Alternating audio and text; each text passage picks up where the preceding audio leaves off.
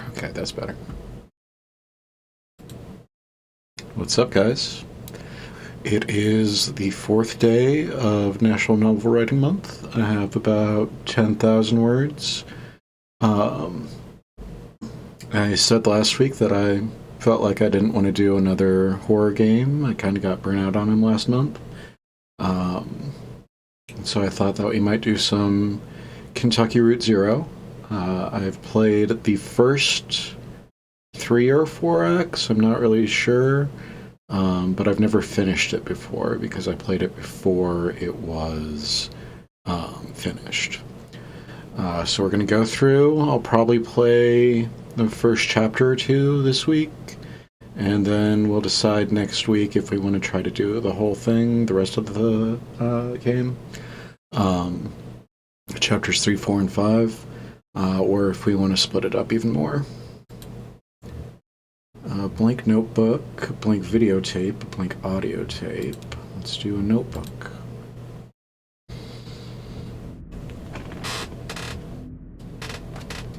There we go. Act 1. Act 1, Scene 1.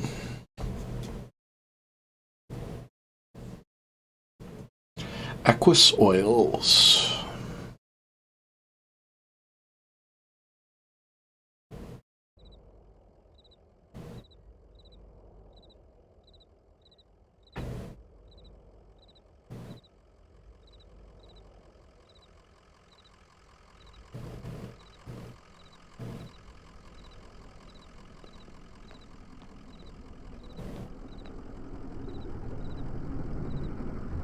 Dog.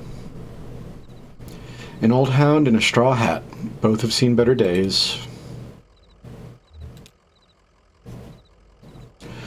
A moving truck rumbles softly to itself. Painted on its sides are the words Lisette's Antiques, Furniture, Glassware, Curiosities.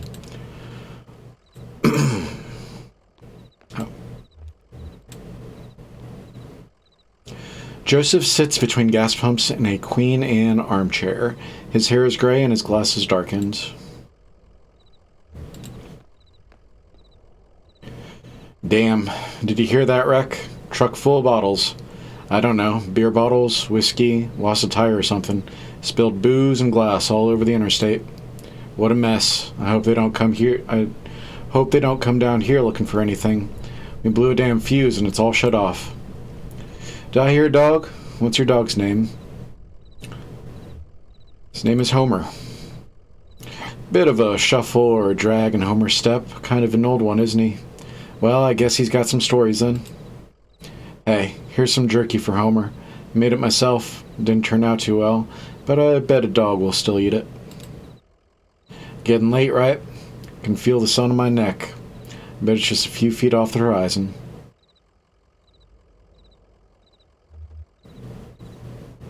I've got a delivery to make on Dogwood, but I'd rather watch the sunset. Yeah, it's the truth. You have got to stop and breathe in that road. I bet while you're out driving, you let your eyes wander up the tree line and you just... Well, I bet you're more of a poet than old Joseph. So where is Dogwood Drive?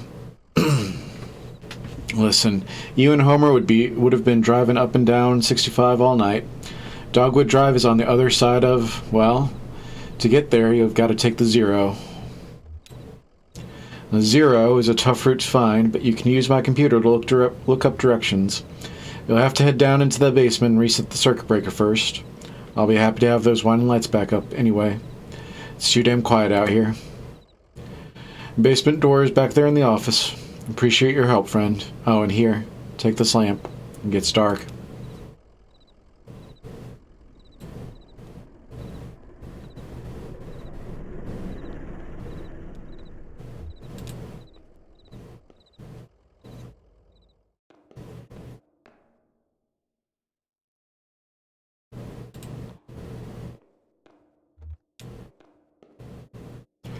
Emily, Ben, and Bob sit in folding chairs behind a worn card table. Papers, oddly shaped dice, and highway maps cover the tabletop. Conway clears his throat. Have you all seen a breaker box down here? Did you hear something? No. Sorry. I was looking at the rules again. Gets easier as you go. Look, you said you rolled a 5, right? That means you get to pick up your marker and move it anywhere on the map. So it's your turn now, right? Oh yeah, I guess so. Where'd you put that 20-sided die? I don't see it. Did you drop it? Should be easy enough to find. Glows in the dark.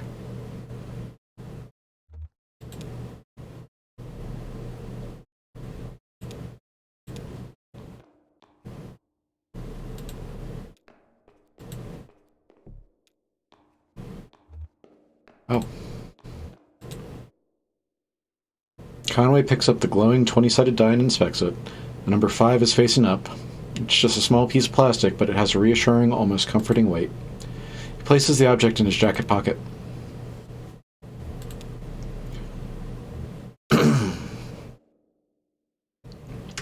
A dusty, rusty sign is bolted onto the wall. These are the rules. No open flames near the gasoline, no consumption of beer or spirits on the premises. In case of sudden darkness, do not panic. Relax. Count backwards from 5. Strictly limit time spent in the basement to fewer than 3 minutes of every hour.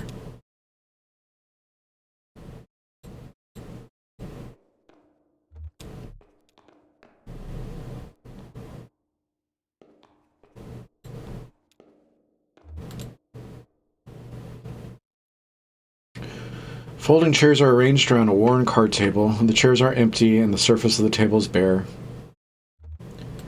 Conway places a 20-sided die on the table.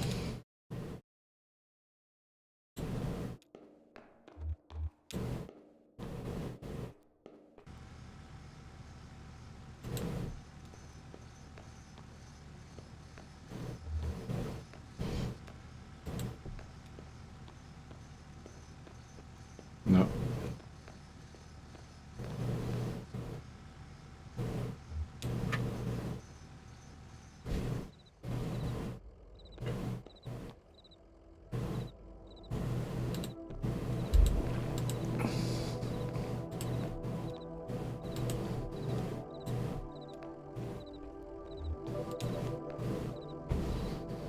There it is. Just listen to those lights whine. Yep.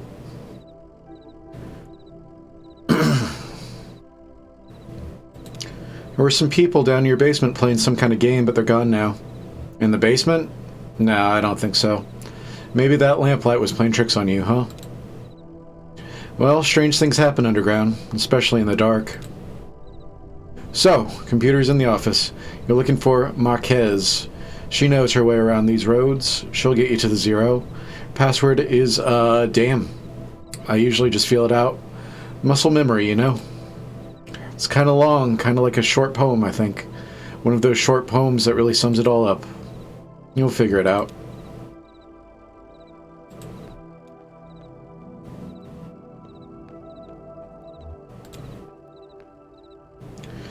Conway taps a key, waking the computer from its reverie. User. Conway. User Conway is not real. User Joseph. Password. As stars drop away.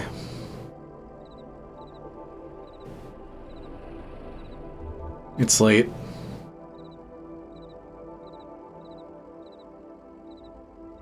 It will only get later.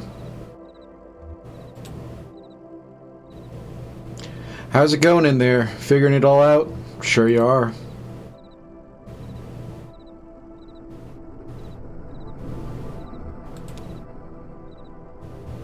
Address book.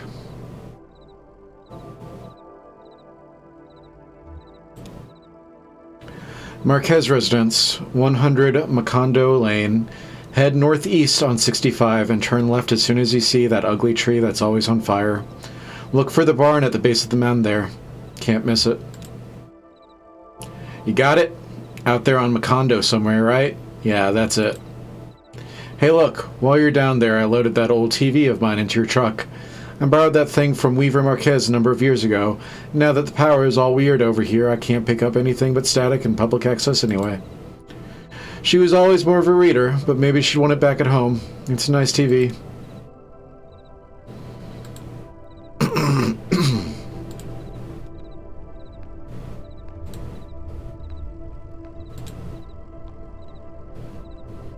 Sun's gone down. You and Homer better get on that road if you're going to make that delivery. Conway scratches behind Homer's right ear. How's it going, Homer? What do you think of this place? It's odd. I never noticed it driving by. How about a treat? Here's some jerky from the gas station attendant. Reminds me a bit of your old man, Ira. He was a good man, a good boss.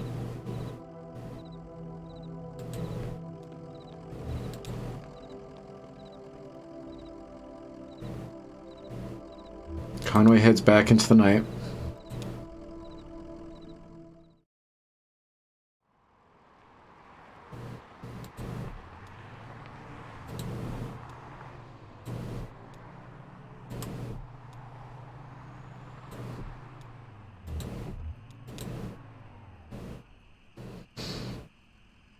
A tall black oak burns on a hill above the road.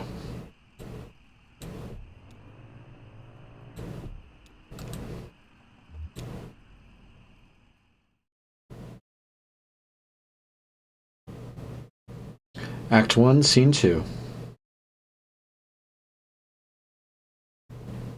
Marquez farmhouse.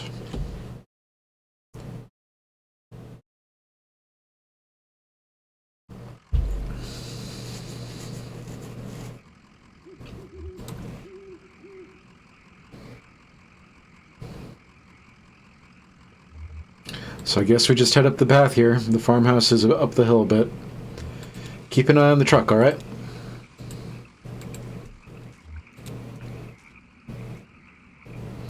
A street lamp lights the base of the dusty path leading up the hill.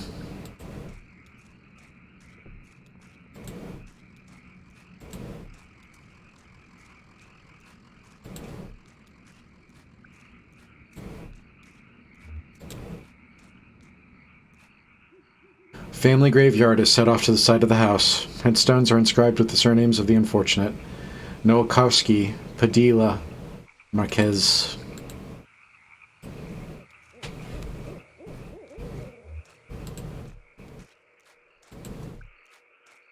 I guess just up into the house then.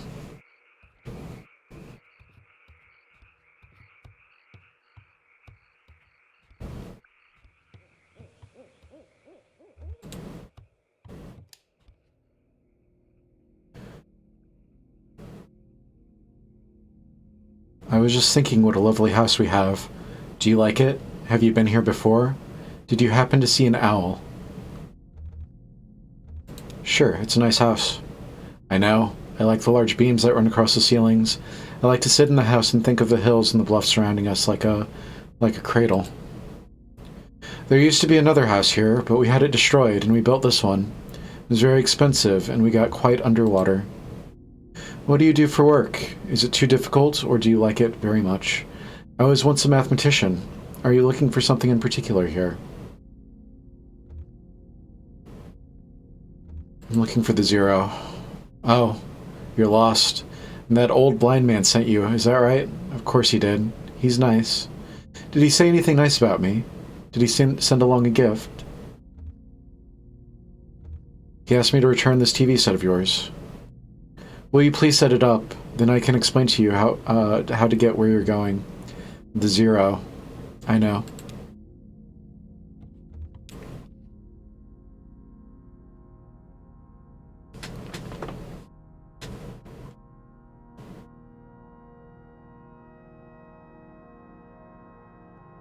God, this is such a pretty game.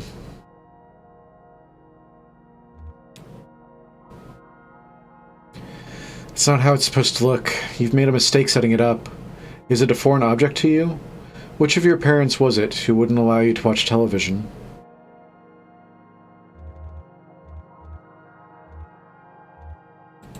Dad thought it was radioactive.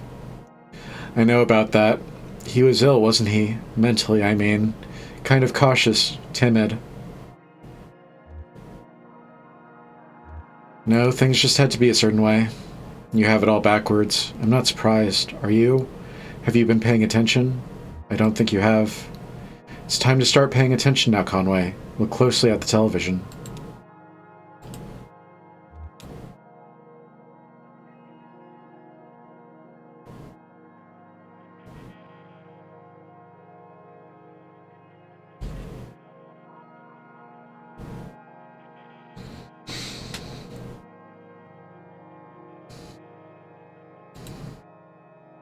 Hey, wake up. You spaced out for a minute there. What do you keep out in that barn? It used to be tools and feed, then books. Now I think it's mostly spiders. And TV is picking up the wrong signal. My cousin Shannon would know more about it. She fixes TVs for a living. Well, she used to. I think the new models are giving her some trouble. Your cousin? That's my father's brother's daughter, Shannon. We're about the same age. Well, we used to be. She's older now. She has a workshop up north a ways, by the lake, right where Peonia and Wax Road meet. It's a big bait and tackle shop, and she fixes TVs in the back. Do you like fishing? Honestly, I'm not convinced you should bother with the Zero. I'd much rather you find my cousin and fix my TV. But I'll get you headed back the right way. So it's pretty easy. Get back on 65 heading north. Then take the first right after the artificial limb factory. From there, your arrival at the Zero is basically inevitable. Nice to know you, Conway. Keep your eyes open, especially in the dark.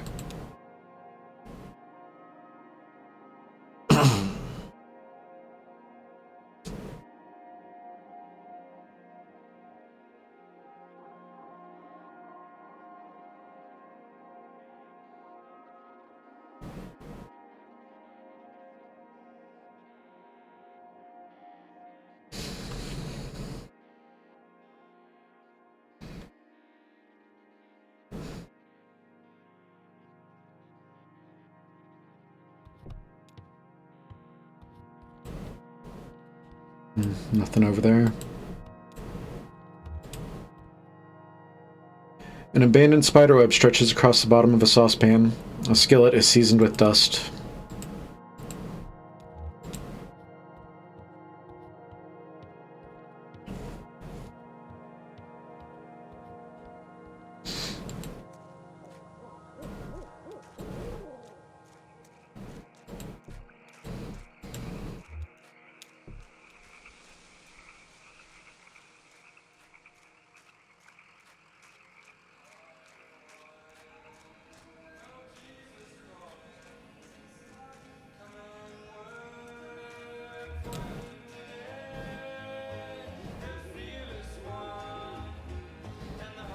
There's some horses out there behind the house.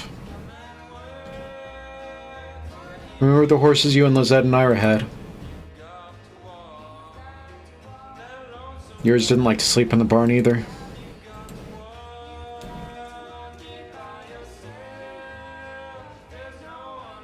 Conway heads back into the night.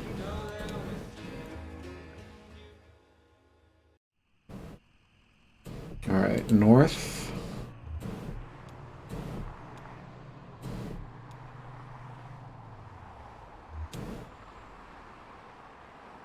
Creek runs alongside the highway and then turns towards a dirty brick building. A grinding drone from within the building is faintly audible from the interstate. Floodlights on the lawn illuminate smokestacks. At the edge of the building's parking lot, a large sign, partly obscured by trees, reads, "Amir Artificial Limb Factory."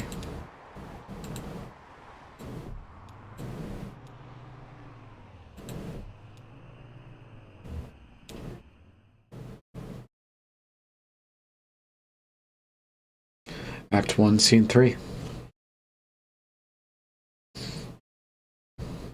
Elkhorn Valley.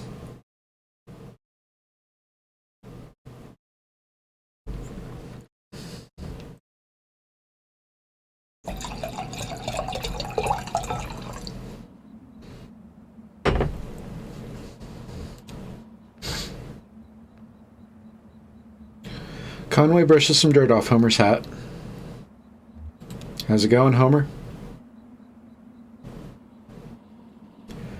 Not sure that lady was right about the on-ramp to the zero bin here. Guess you just can't tell with some folks. They're liable to run you around just for kicks. I'll try not to get frustrated.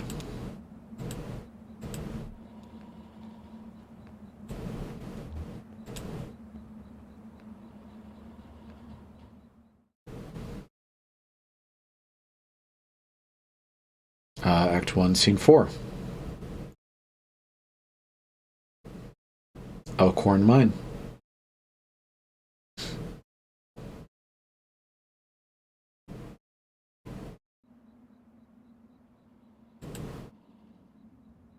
Shannon speaks into a large brick cell phone held up to her ear.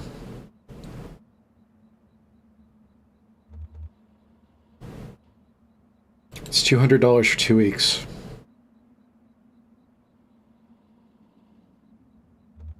But can I trust him not to just change locks?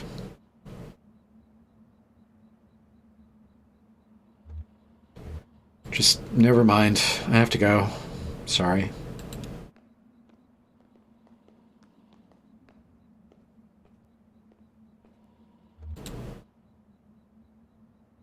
Excuse me, ma'am. Saw the light was on and I'm looking for on-ramp to... Do you believe in ghosts? Well, let's see. I do believe a place can be haunted, if that's what you mean. What about a person? Can a person be haunted? Sure, I guess a person could. Sometimes I feel haunted myself. What haunts you? Bad decisions, I guess. Wasted youth. Well, look. Here's what it is. I drive deliveries for a shop called the Zet's Antiques, and I'm trying to finish the job. You're making a delivery to the mine? Oh, no. I have a delivery for 5 Dogwood Drive, and I can't remember ever seeing that address before. Now, I heard I need to take a highway called the Zero, so I met this young lady named Weaver Marquez. She sent me off this way, and so here I am. Uncommon kind of place for an on-ramp, but that's what it's been like so far anyway with... What? Weaver Marquez, do you know her? So you saw her. Tonight. I know Weaver. She's my cousin. I'm Shannon Marquez. You're the one who fixes televisions. That's right. Did she tell you that too? Of course she did. Weaver doesn't lie. One time when we were younger, she told me my dad had been in a terrible car wreck. There was crushed metal everywhere, and we'd been hearing it echo through the house for years, she said. I was very upset, crying, and then my dad walked in the door, just come back from a trip to the junkyard collecting scrap metal to fashion into wind chimes. I was angry, but she said it wasn't a joke, and it wasn't a lie. At the time I thought she meant it as a riddle or a puzzle. But Weaver's not a puzzle, she's a mystery. So what are you doing down here, Shan? I talked to Weaver earlier this evening, too, or anyway, she talked to me. It's hard to tell if she's listening sometimes. Weaver told me I had to come down here to the old Elkhorn mine. She said I'd find something I've been looking for. What are you looking for? I'm not exactly sure. I have a few ideas. I'll know it when I see it. It's not such a bad thing, you showing up now. All told. I'd rather not go down there alone. Your dog should stay up here, though. It's no place for a dog. This is an old mine. It runs pretty deep and tangled. If we're going to go down into it, find your on-ramp and whatever else, we've got to keep our bearings. I don't want to get turned around. We've got some gear here to measure conductivity, frequency response, stuff like that. Maybe if we can find a way to put a signal out ahead, do some analysis and figure out what kind of topology we're up against. Topology. Okay. Topology. That's the science of continuous space, my friend. The way this twisty maze of passages fits together.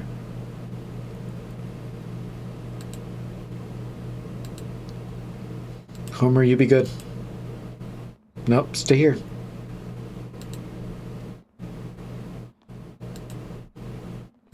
Homer, stay. Good boy.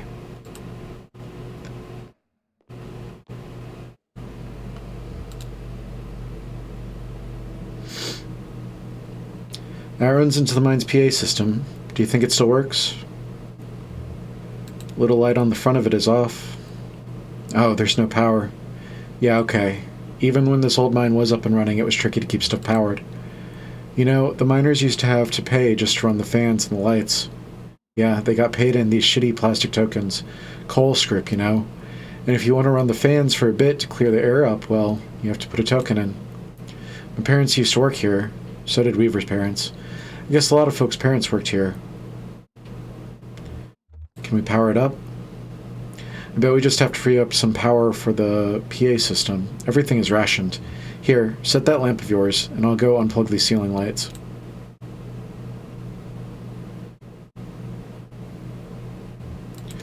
Conway tries to think of something clever to say. I heard the speakers back here crackle a bit. It's on now, right? Try saying something into the mouthpiece. Well. Okay, I hear you.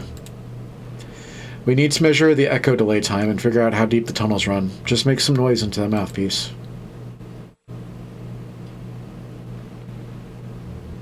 Conway clears his throat.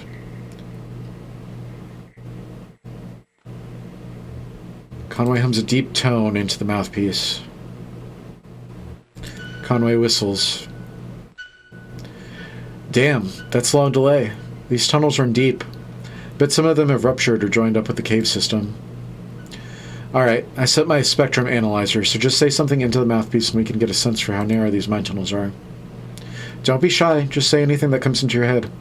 Tell me a story about something, or what did you have for breakfast today?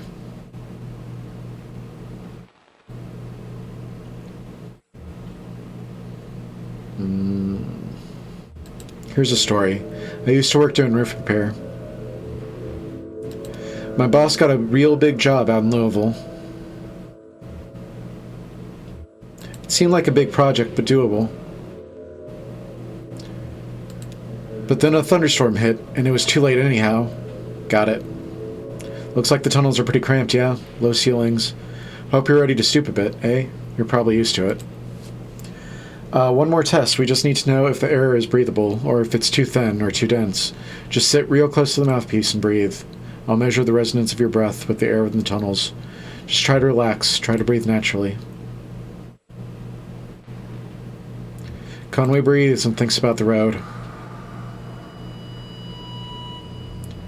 Conway breathes and remembers a moment when he was younger. Getting some pretty strong readings here. I think we're in good shape, but keep at it for a minute. Conway breathes and visualizes a hot meal. Conway breathes and relaxes as a peal of feedback and loose rock engulfs him.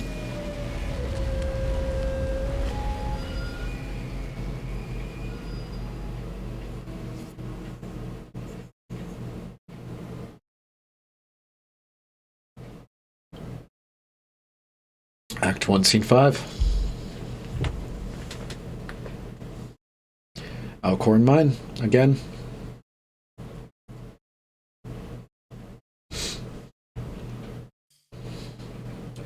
Jesus, are you alright? What the hell? My leg is stuck. Shit, okay, I'm gonna pull you out. We have to get you out of here. There you go. Okay, are you hurt? Can you put any weight on that leg? It's fine. Just try to stand up. Careful, I'm right here. Damn, don't worry, I've got you. That leg is in bad shape. Here, let's get you onto that tram. There you go. Now, let's see if this thing has power. Well, okay, there's some good luck, right? We should be able to ride this tram right out one of the auxiliary exits, if there are any. I think there are. I can walk. No way. You need to stay off that leg or you'll just do more damage. We'll just find the exit and then figure out what to do from there. That's our first priority. So, the controls are over on your side. Let's get moving.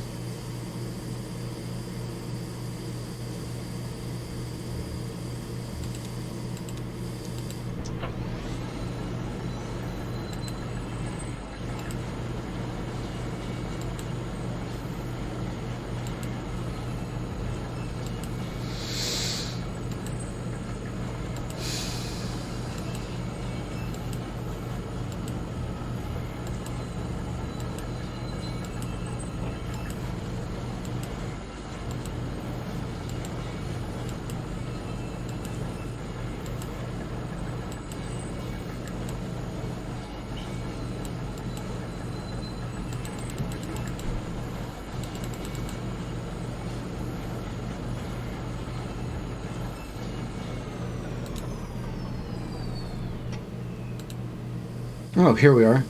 This may be hard to believe. It's hard for me to believe myself, but this whole branch was underwater last I heard. How did that happen? Some careless miner or some unintended machine bored through into an underground lake. Water came in pretty fast, and a lot of folks got trapped in the tunnels. I only heard parts of how it went from there. Sanitized for the bereaved. You know how these big companies are. There was gossip, too. And trapped miners couldn't get the pumps going because the power was rationed, so they shut all the lights off. But even then it wasn't enough. So I guess it was dark when they... You lost some people down here, didn't you? We all lost people down here. Well, not all of us, but most of us. It doesn't matter now. Look, this old turntable is still wired up. Controls are dead, but I can use my signal generator to switch tracks. If the water hasn't damaged it too much, or we can just keep heading down this tunnel. All this junk hanging up around the turntable is from a company store. Just junk, you know. Miners would buy it and use it to decorate the place, or as landmarks, I guess. Hard to know which way is which down here. It's all so dim and gray. Shannon connects 2 clip leads from her signal generator to the turntable's electrical panel. We're on the track between the animal bones and the rowboat, so...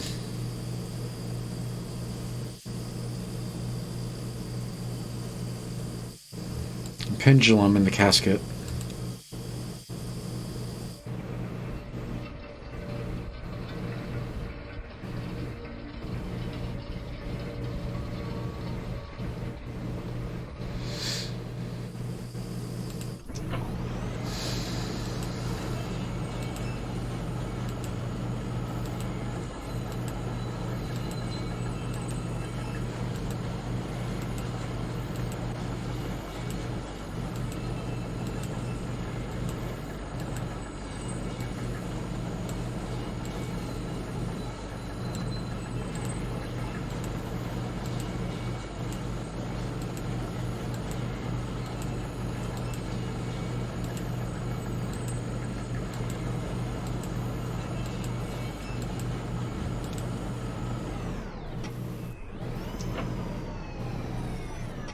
A dusty reel-to-reel tape player is stashed beneath the track. A dusty reel-to-reel tape player is stashed beneath the track, loaded with tape but starved for power.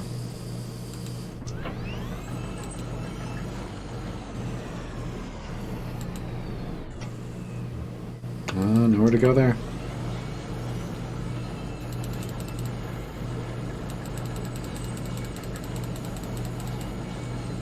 Wait a sec.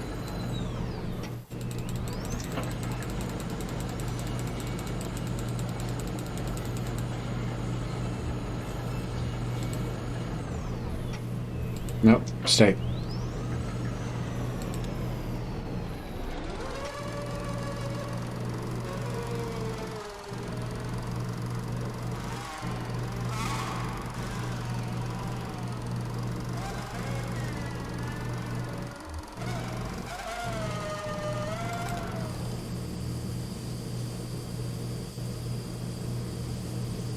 Oh, I didn't know those were still down here. You've been down here before? Not this deep, but I knew about the tape machines. When this mine was active, a couple of folk music archivists spent time here recording minor songs. Really academic, ivory tower types. None of the miners really talked to them much. So they stayed at the margins, observed, took notes, and then sometimes they'd get someone in a lunch break to sing into their microphone. Then I guess the power company got some kind of interest in the project and gave the archivists some cold script tokens to pay the miners with for their songs. Did your parents sing? Oh, yeah, they sang. They sang in the mine for Colescript tokens.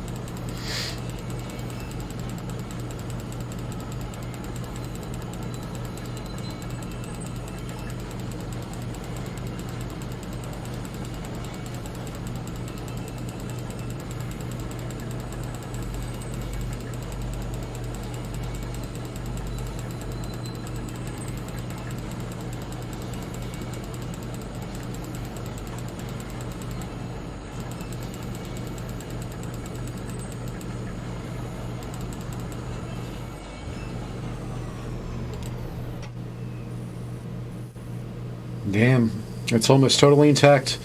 I thought it would have been destroyed. What is this place?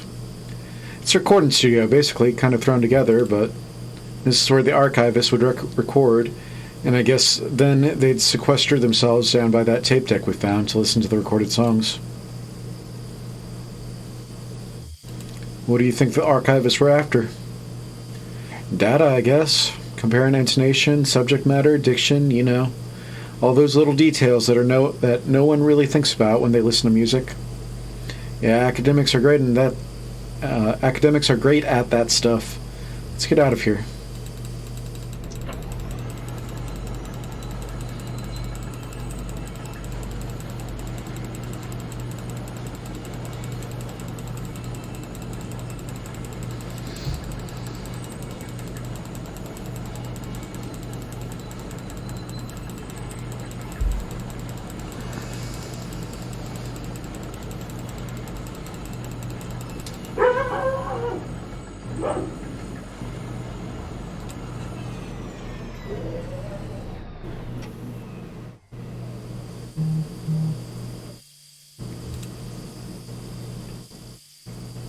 We're on track between the pendulum and the casket, so...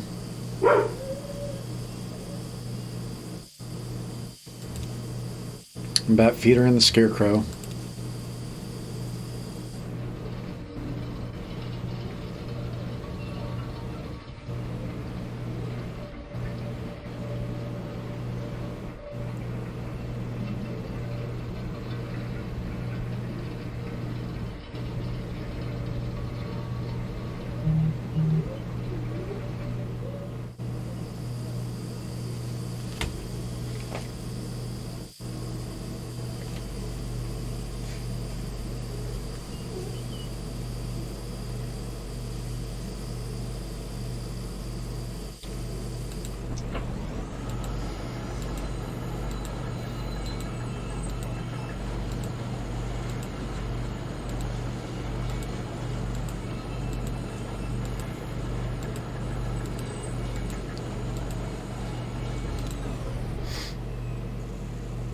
Tracks are all messed up here. This tram isn't going any further. I wonder what's down that tunnel.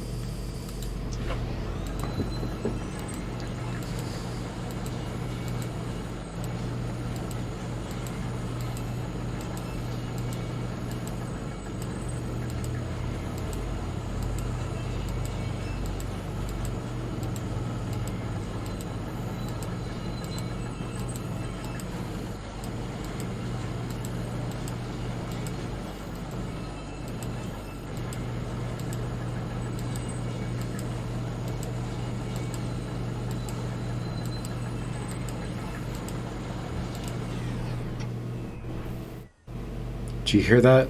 Kind of a muffled rumbling? Maybe we're near water. Could be. There was an underground lake here. There was an underground lake around here years ago. I guess that's why they stopped digging so abruptly here.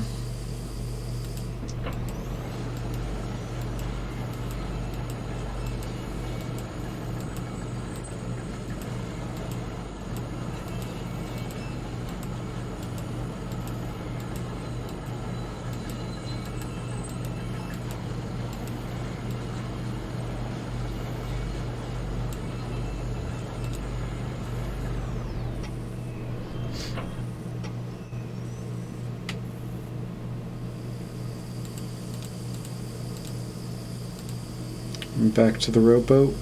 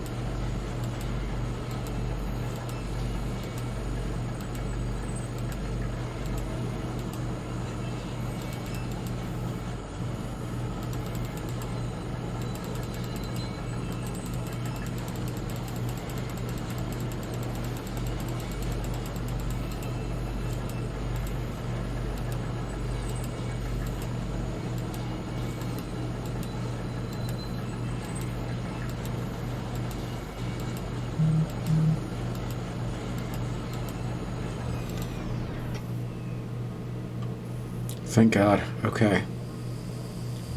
Let's go. Yeah, okay, just... At tunnel where the tracks are broken, I'd like to take a look down there.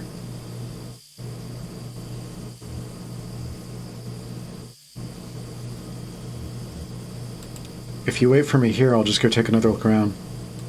Sure, okay. I'll be right here.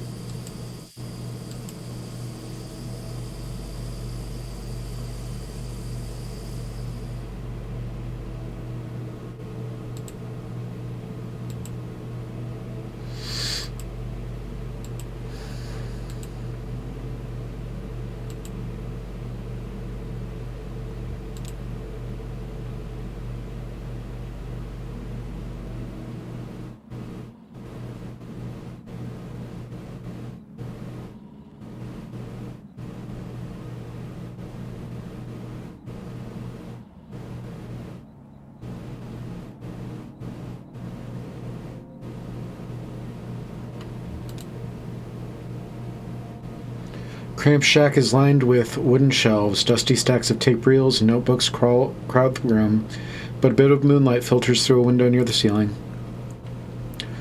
On a small desk in the middle of the room lay 3 notebooks. The red one is labeled J. Marquez, the green one is labeled R. Marquez, and the blue one is unlabeled.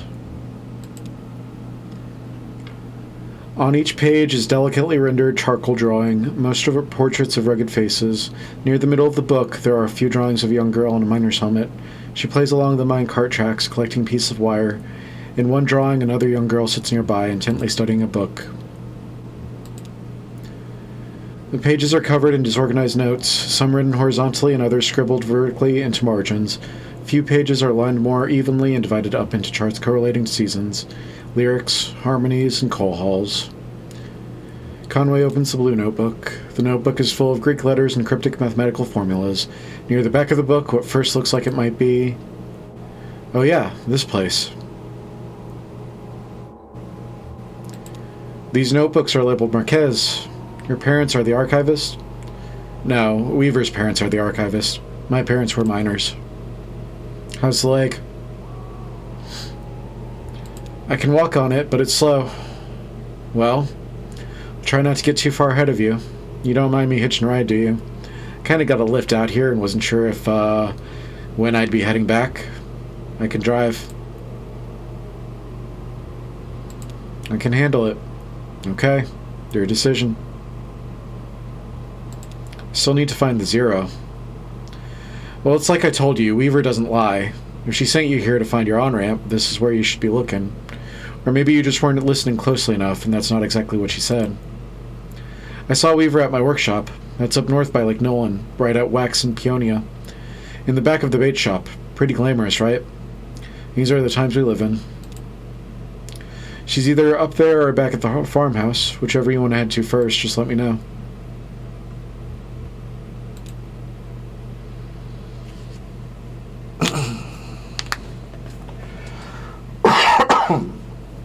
Excuse me.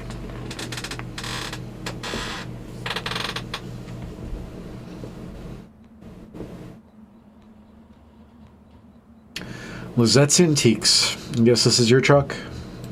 This is my truck?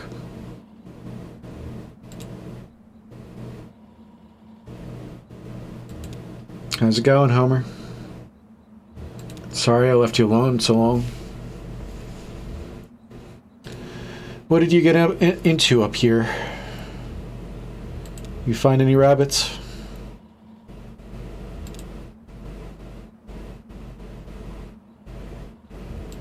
Conway doesn't want to stay any longer.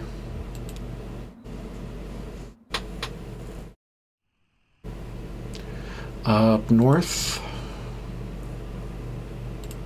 near the lake.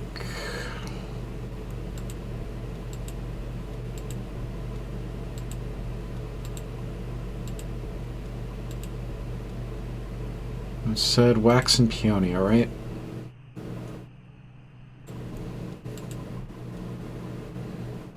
Priceville. Raider. Okay.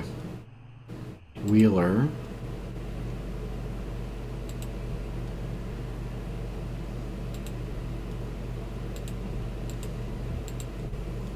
Come on.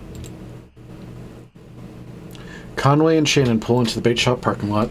Vaulted above the road on a thin steel bar, a handwritten side reads live bait, minnows small and also large for stripers, night crawlers, chips and beer. A green flyer hangs loosely from a bit of masking tape at eye level. To the shop's right, a dirt parking lot sprawls unevenly into grass and then eventually trees. The bait shop is closed. Enter the side door. Walls are lined with cheap metal shelves, loaded precariously with vacuum tubes, awkwardly shaped metal casings, and coffee cans full of electronic components. Shannon leads Conway to the back of the room where the few TV sets in various states of disassembly are set up on a rough wooden table. She flips the switch on the power strip and they're all plugged into, and the TV sets tremble to life. Conway asks Shannon where she saw Weaver. Shannon points to a small security monitor on the table. The image on the screen is just black, but it seems to be fading slowly, almost imperceptibly, between different shades of black.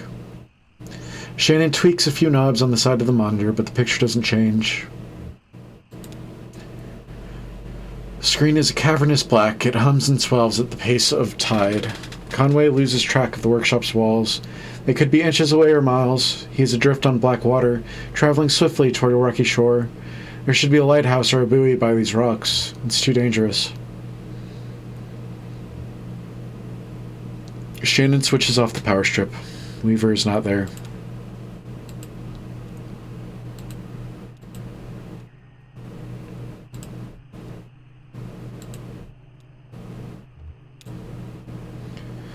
A young man in gray-stained clothes sits by the side of the road. He is playing a worn guitar. To his left is a blue mug, and to his right a weathered dog. The dog closes its eyes and pretends to be asleep. The young man strums absently on the guitar, hums tunelessly, and occasionally mumbles a word. Conway pulls a wrinkled dollar bill from his back pocket and puts it in the young man's cup. The young man stops playing, pulls the wet dollar bill out of his whiskey, and hands it back to Conway.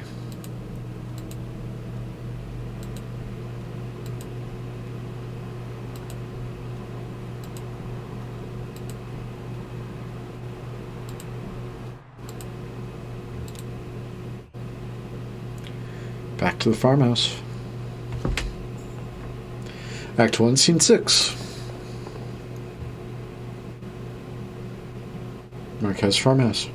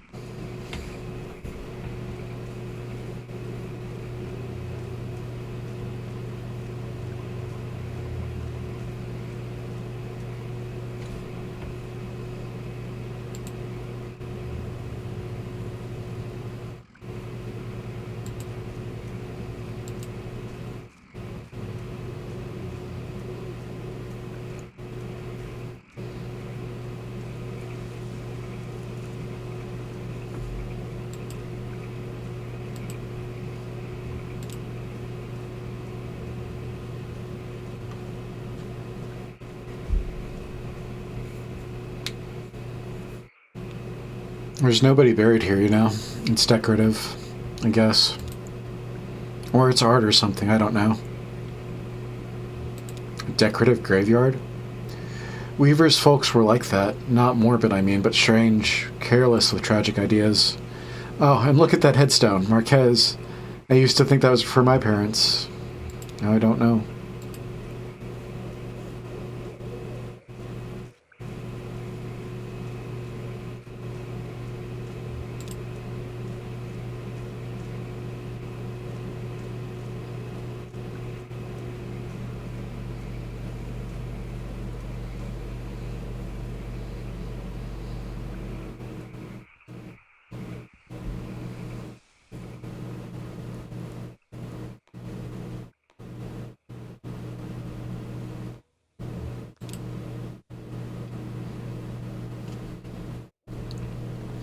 So this is where she was. Yeah, that makes sense. This was where Weaver and her parents lived. They took out a bunch of loans, you know, and had this place built. Do you have any debts? I never really had any collateral. Something to be said for that, I guess. My parents were like that until the company store found a way to get to them. For my dad, it was tokens to run the fans and the air purifiers. For my mom, it was canaries. Two solutions to the same problem, but they sure sounded different. Weaver had debt too, a lot of it. All tuition. She said she was a mathematician or something. Yeah, she studied some esoteric stuff about something about using math to translate between Spanish and English. I think eventually Weaver put those math skills to work on all the red numbers in the family checkbook and got clear some just how hopeless her situation was. So she left. I guess she just drove away in the middle of the night. They woke up in the morning and the car was gone. Never came back until tonight.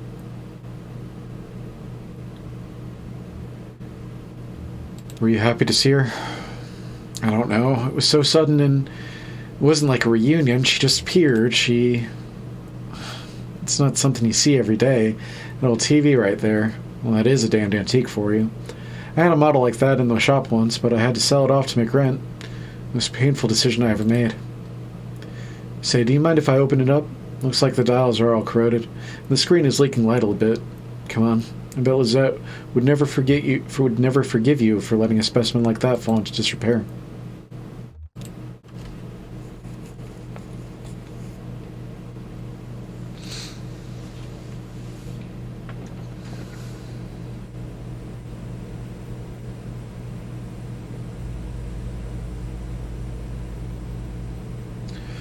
Oh yeah, these tubes are all messed up.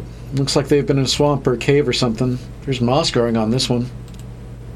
That's okay, I have a few spares in my bag here. Here, I pulled this one out of an old computer monitor. Just needs to be recalibrated a bit. Okay, should be seeing something now. Are you seeing anything? Hey, that looks dangerous. What you're doing there. Damn, okay, here. I think the contacts are dirty. Now don't go telling my customers I clean off old vacuum tubes with spit. There, just gotta turn it north, south, and...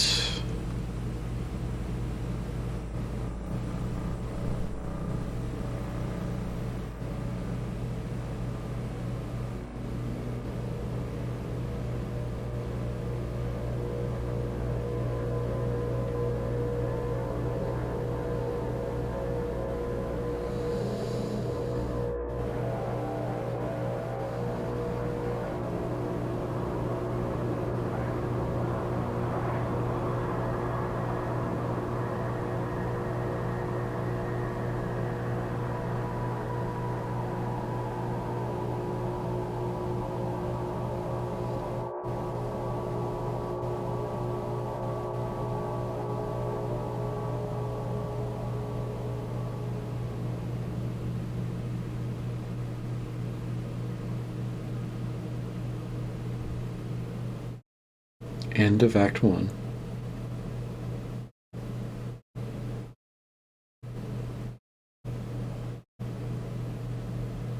Achievement unlocked, Act 1.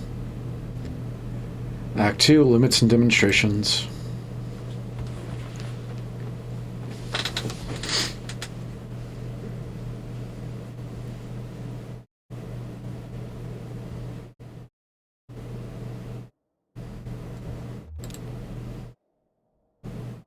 Wall text, Limits and Demonstrations. A Lula Chamberlain Retrospective. Marking the first major public showcase for work in over 20 years, this retrospective exhibition of work by pioneering installation artist Lula Chamberlain comprises a diagonal slice through time, space, and form. The pieces on display here were individually debuted over a period of 35 years, designed in Chamberlain's various homes and studios between her beloved Mexico City and her native Elizabethtown. They represent a range of scale and impact from the intimate warmth of vertex texture fetch to the infamous visage, the latter of which requires a vertical clearance of over 30 feet. Yet these works share a confounding legacy. In each of their debut exhibitions, they were nearly impossible to install. Galleries and museums balked at the scale, power requirements, and highly skilled labor involved in maintaining these works for display. Some of their debuts collapsed under the weight of logistics, only to be successfully executed much later. And so, just as they describe the outer limits of Chamberlain's range as an installation artist, the geographical edges and vertices of her itinerant home life, and the beginning and end of her distinguished capabilities, and the frontiers of our patience as both viewers and exhibitors. Are we capable of viewing these works as they were meant to be viewed? Do we even want to be?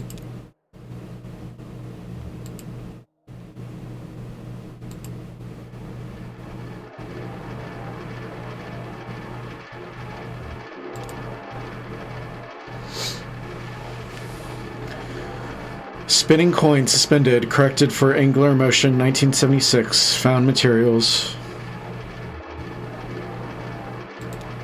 Feels so strangely alive. Yeah, like it's about to fall over.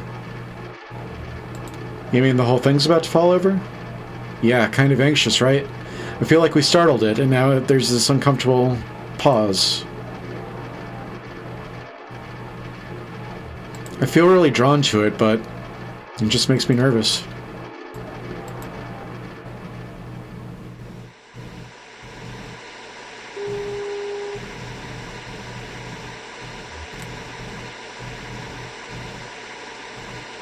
Vertex texture fetch. Tree, television, and suspended cathode ray tube. 1968. Found materials. And picture on the TV. What is that? It's a lighthouse? No, it's a weather vane or a windmill or something. Is it a lighthouse?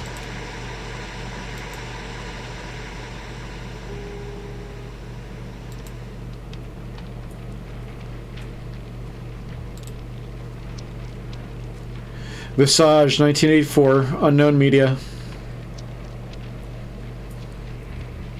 I find this profoundly moving. What do you think, Bob? Slice of visage to build a visage, a puzzle to its owner. What? It's a poem I read. I think it was written by a computer. I think it's lovely.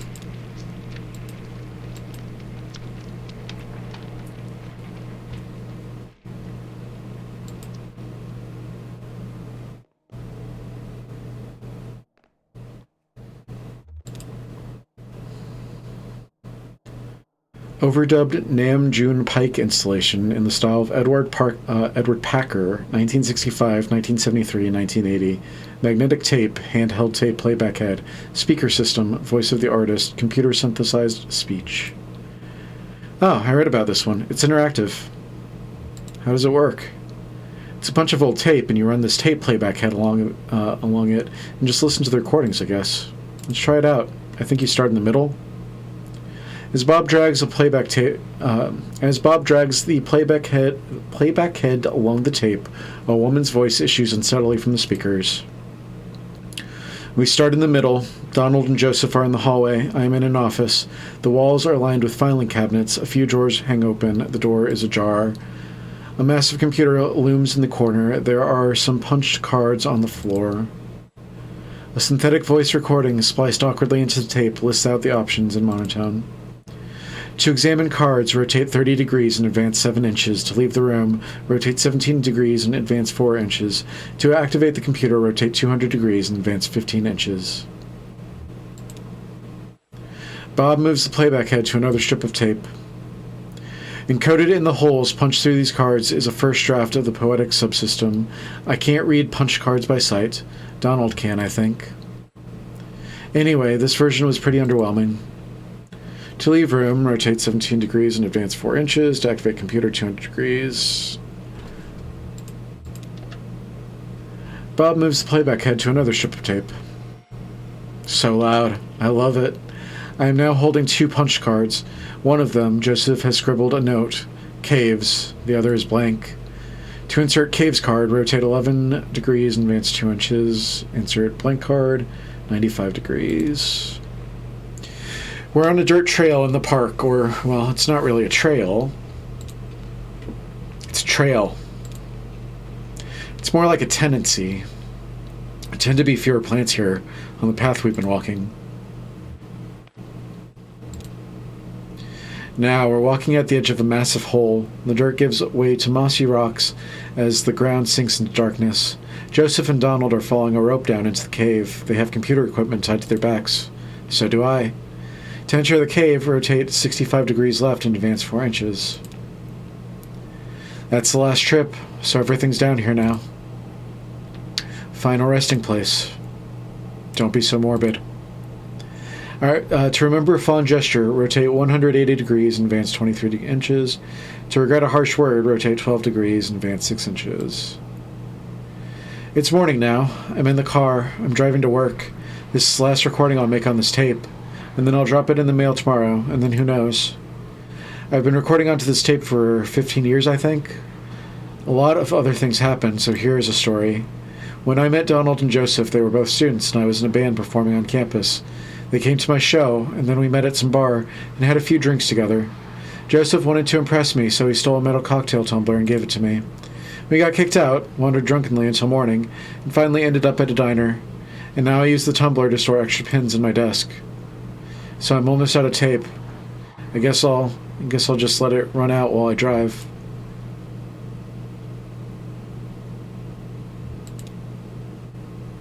Hey, go back a bit. Maybe we missed something. Really? We've gone so far. Is there anything else we can do here? No, that's the end of this tape strip. I don't think we ever reached this long one at the top here. Is it cheating to skip over? I won't tell a soul. Donald, think of our work, our research. You'll die in these damn cold caves, and what about those men? You know they'll come back. We'll go deeper, that's all. They'll never find us. Did you hear their voices? They'll find you, but not me. I'm going back to the surface. Stop. Your stupid fight is ringing through the whole damn cave. Joseph is right, we can't stay here. I'm leaving too, but I'm not going back to the surface. I'm taking my station wagon and I'm heading down to the Zero. You'll be lost forever. But we need your voice for the machine, Lula. It only recognizes your voice. I'll send you this tape when I'm done recording. I'll put it in the mail, and then you can see what your damn machine does with it. Oh.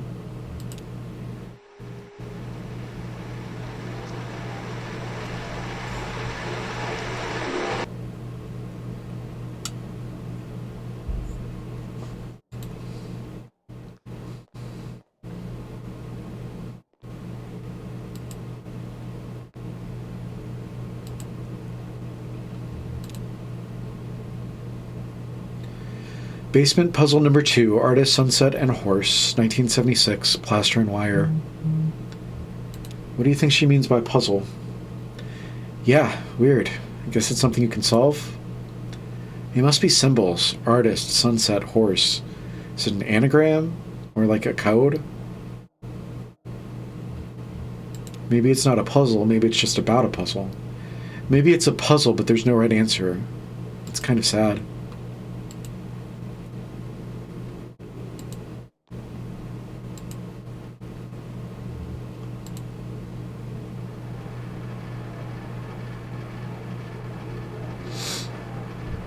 Come on. Yeah, I guess I'm ready to go. Yeah, the show is exhausting.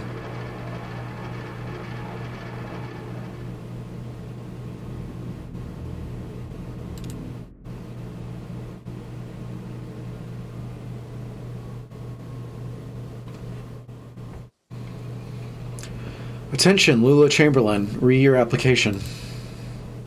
Thank you for your application to the Gaston Trust for Imagine Architecture's annual fellowship. Received a record number of applications this year, over 100 in total, and regrettably we can award only one fellowship position per year. As you know, our review process includes a multi-phase blind committee analysis of excuse me. As you know, our review process includes a multi-phase blind committee analysis of portfolio submissions, as well as a careful review by a panel of subject matter experts on each applicant's notability and relevance in the field. We must be extremely selective in our process so as to maintain the standards we have established over 35 years in operation. Our panel did not select your application. We encourage you to consider reapplying next year. Many young artists and architects reapply for a few successive years before being accepted. Sincerely, Dr. Carl Stone Norton, Architect, Gaston Trust for Imagine Architecture. Below the printed text is a hastily handwritten note. Sorry for the condescending form letter. Love your work. Unfortunately, I just do the mail here.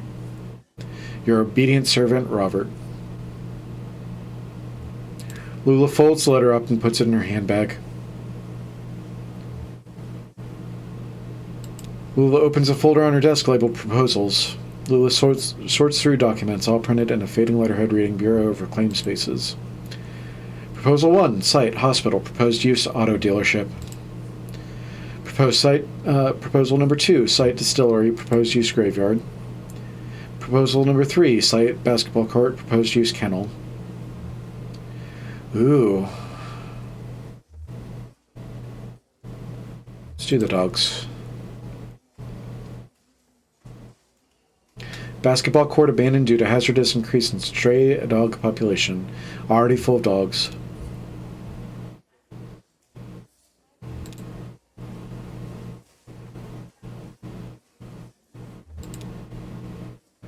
Distillery is still active, but scaling down operation to less than half of site. Distillery built on top of graveyard originally. Hybrid distillery graveyard could share resources. Chapel, once repurposed into bottling facility, could be repurposed into chapel. Sure.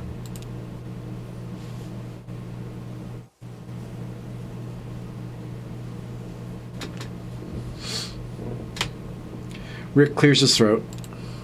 I'm busy. How are you, Rick? I shouldn't complain, so... did you get my note? About the office party? I'm going SAG.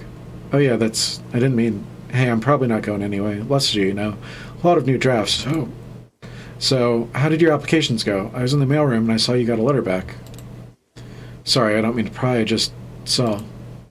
It's fine, Rick. I'm not going anywhere. How's your goldfish?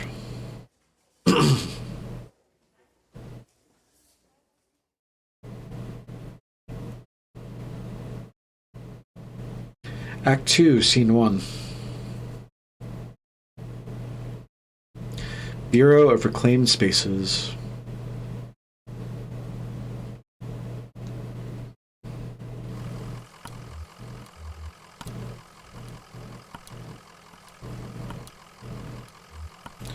Get a good rest in the truck? Yeah, I know you love a drive. Wind in your ears? Yeah, I saw you back there, Homer.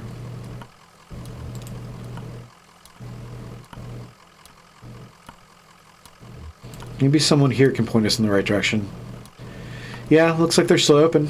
Might be the night shift. What do you think they do here? Looks like an office building. Yeah, an office building in a cathedral. This is weird, but do you think we're inside or outside right now? Okay, very poetic. Well, maybe someone around here has a better sense of direction.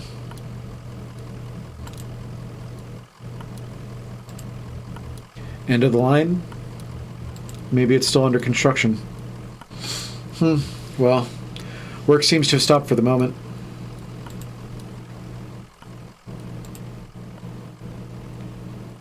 Can I do anything with the fishing rod? It does not look like it.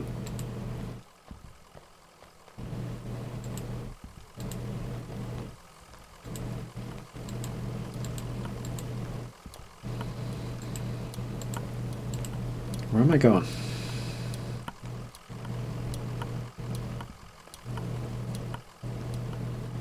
There we go.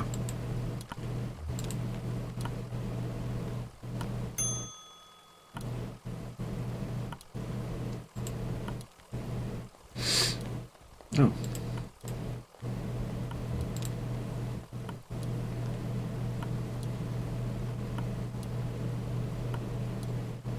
Well, here you are. Better late than never, I guess. Just unload the whiskey over there by the elevator. I'll figure something out. We're actually a bit lost, ma'am. You're lost, so you're not the...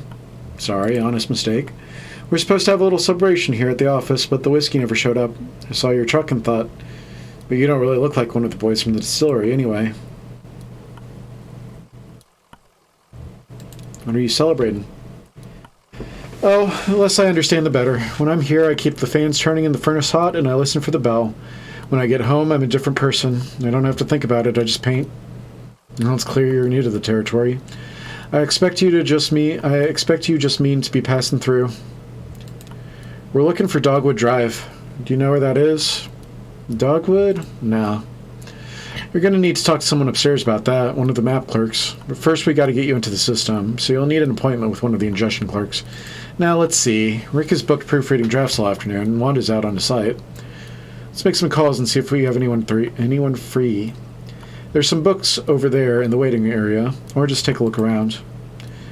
Have you seen our grotesques?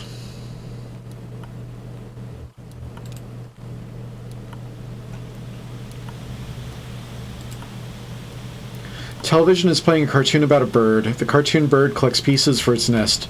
A scarf, a plastic shopping bag, a bit of a young girl's hair. The nest is warm but precariously fragile.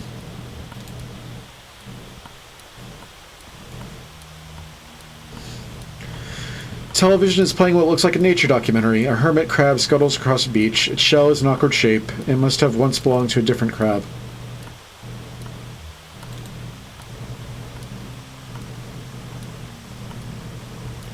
Television is playing an instructional video on elevator design. It is crucial to maintain proper lighting in an elevator. In the absence of sight, passenger sense of motion is greatly enhanced. The passenger should never feel as though they are physically ascending or descending. The elevator should create the illusion that the building is flat. This is the mark of a successful elevator design.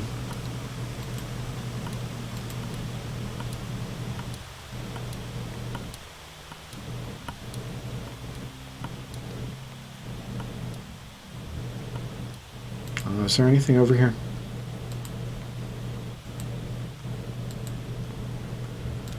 Books.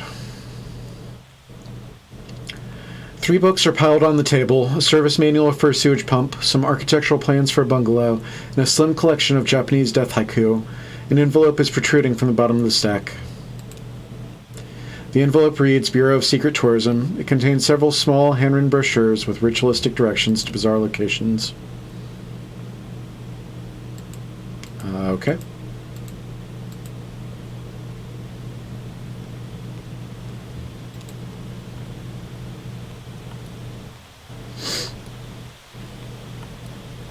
Oh, good. I thought you left. People can be so impatient, you never know. Well, I have you a meeting with Lula Chamberlain. She's a senior clerk and doesn't usually handle the ingestion process, but she's the only one with room on her plate this evening.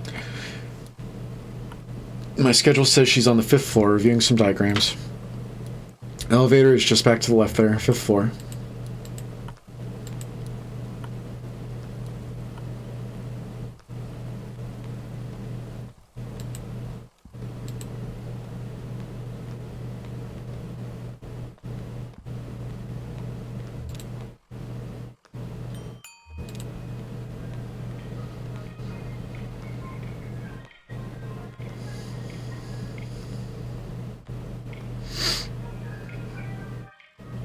She's on the 5th floor, right?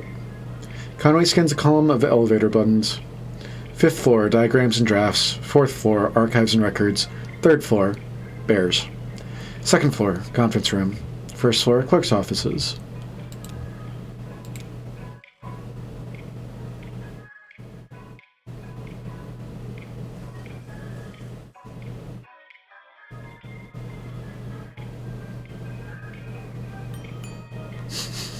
Bears.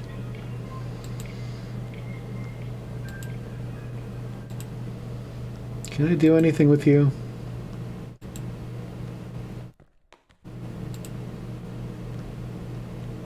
I guess not.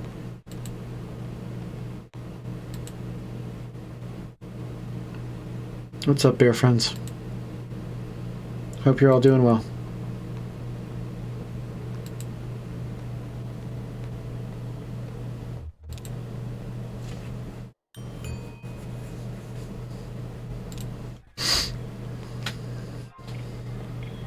Have a good night.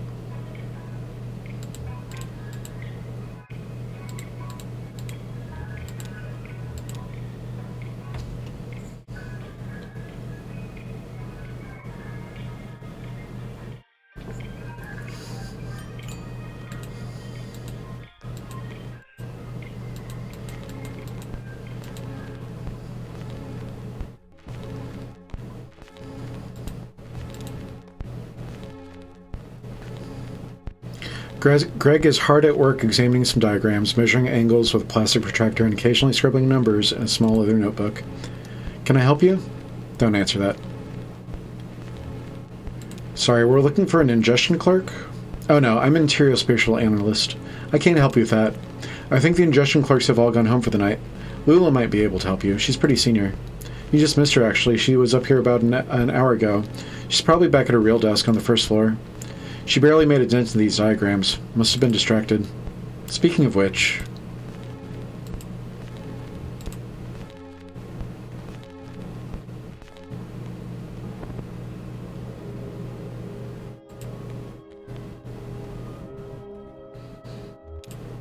Much better.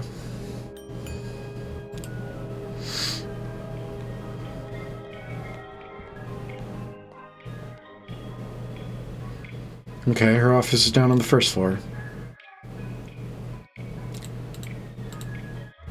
Clerk's offices...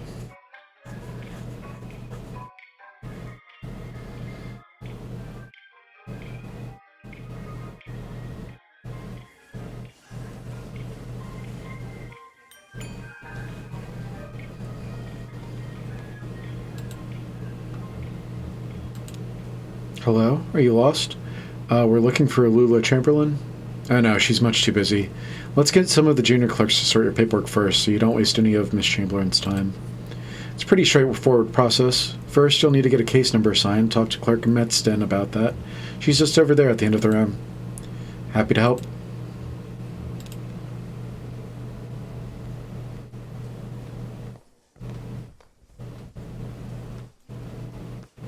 Hi, how are you? Fine, thanks. I just need your ingestion card and a list of your last 5 permanent addresses. Ingestion card? Oh, no ingestion card. Okay, that's okay. Just go talk to Clerk Boehm first, and he'll get you set up with one. Clerk Boehm is just over there in the corner. Happy to help.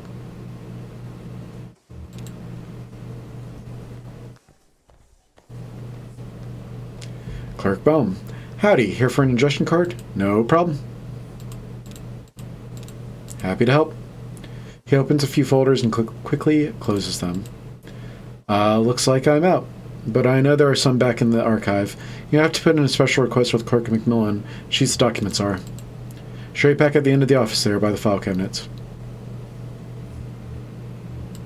This is just a runaround. Where's Lula Chamberlain? Oh no, that's her right there on the cardigan.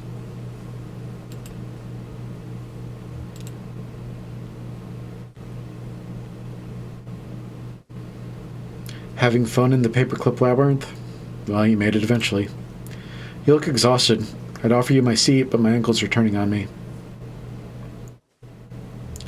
Receptionist said you could point us in the right direction. This concrete bunker of an office is just a waypoint for you, I'm sure. Where is it you're trying to go? We're looking for 5 Dogwood Drive. Dogwood Drive. That's funny. Do you know I used to live on Dogwood Drive? This was years ago. Grimy old house, basement full of insects, attic full of birds. I had a few roommates. We all worked at the university. Had a dog. I drank whiskey and beer and made art sculptures. But that Dogwood was a surface road with a name like that. It would have to be. What are you doing on the 0? My cousin Weaver sent us this way. Your cousin Weaver? Weaver Marquez? I hadn't expected to hear from her again. Do you know her? She came through here as an intern. One of my old colleagues must have referred her. Do you know? I never asked. Anyway, there's not much challenging work here, much less for a gifted mathematician. She helped translate some notes on architectural plans I picked up in Mexico. She was very bored. We used to sit on the steps by the river on our lunch break and talk about geometry. I hope she wasn't in trouble. I lost touch with her so suddenly. I had recommended she go see some old friends of mine at the university about a new acoustic surveying venture. I often worry she became wrapped up in some tenured professor's quixotic research project. You know the type. Gray-haired, intellectual narcissist. Well, that is... I guess she sent you here because she respected me. Thought I could help. Weaver's a dear girl, but I'm afraid you've been misled. Excuse me. Where's the Dogwood Drive you lived on? Maybe it's the same one. No, that's not possible. Dogwood Drive I lived on is now called Pale Dogwood Drive. They've renamed all the streets, you see. Too many streets with the same names. It was never a problem before, but now we have these databases, and it's all too confusing for the computer. Computer has no sense of ambiguity, so it proclaims an error. Name collisions, they call them. So my Dogwood Drive is Pale Dogwood Drive, and another might be Large-Leafed Dogwood Drive, or Himalayan Flowering Dogwood Drive, and so on, but one of them is still just Dogwood Drive, or so we might hope. It's really a matter of consulting records, of which we have an abundance here. Do you have a record of these streets? I expect we must. They'll be up in Archives and Records, 4th floor. It'll be filed under 0 for autonyms. It'll be filed under O for autonyms, probably, or G for generic, or S for specific, depending on which part of the street name was changed.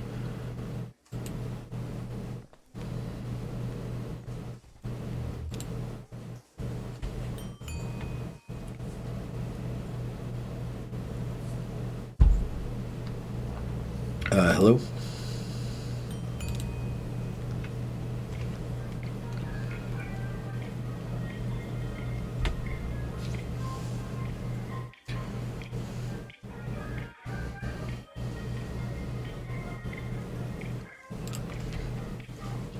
Archives and Records, so 4th floor.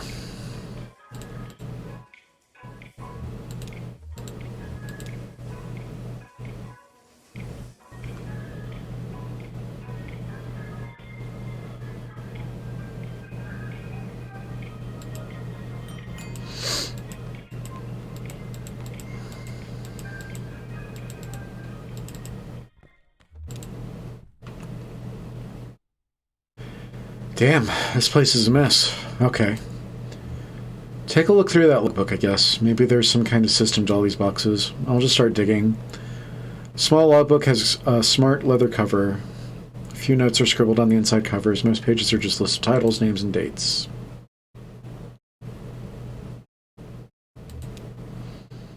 Document staff, please do not transfer any more records from the storage unit until we get the new file cabinets in. We're up to F, and that'll have to do for now. Instruct clerks to focus on activities beginning with letters A, B, C, D, E, or F, or activities most likely to involve research on subjects beginning with those letters. For example, cars is okay because it involves automotive, driving, brakes, etc., but air quality is not okay because it relates to health, safety, pollution, etc.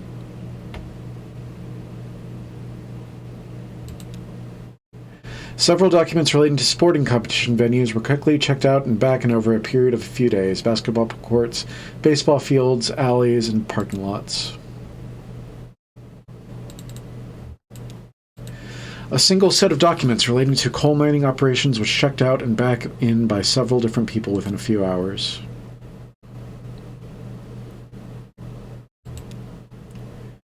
Failing antique shops folder missing. Listed checked in on page 63, but not present.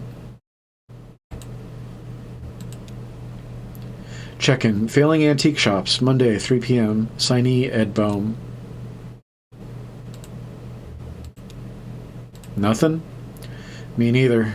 Half of these boxes aren't even labeled, and the rest are all from the first few letters in the alphabet.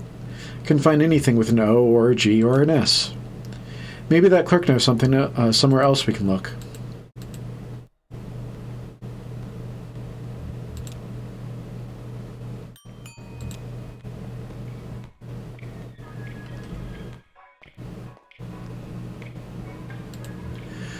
Okay, her office is down on the 1st floor.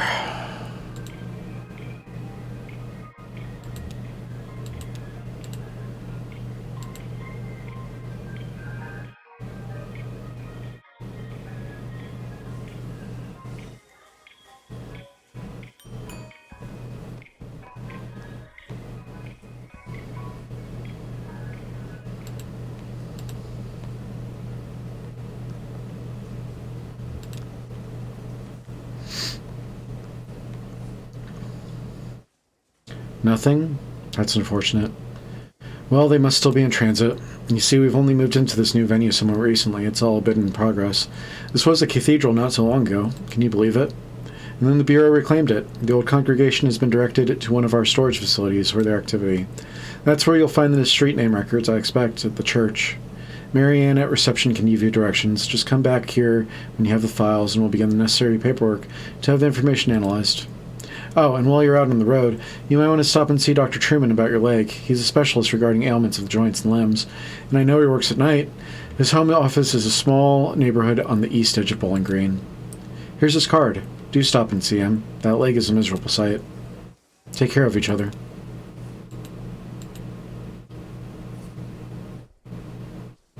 Can I talk to Mr. Bohm? I cannot. Okay, then.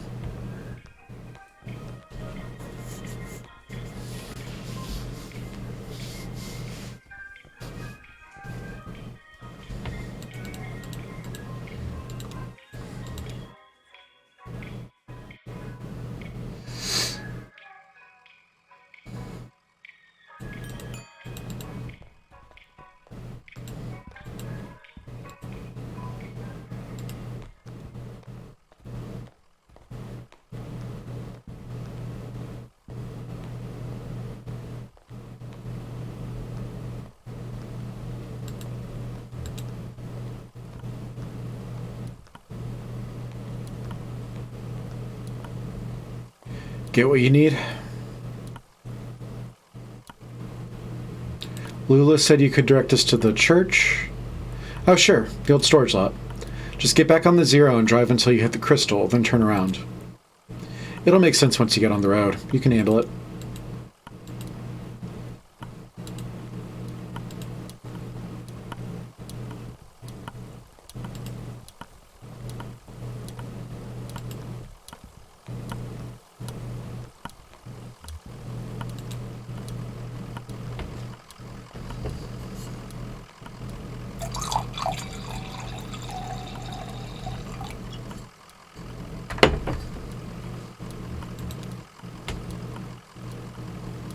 You don't want to stay any longer.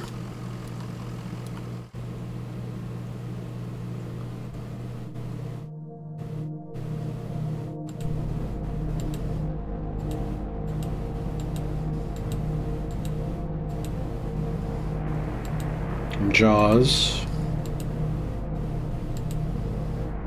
And bat wings. Cactus. Lightning bolts.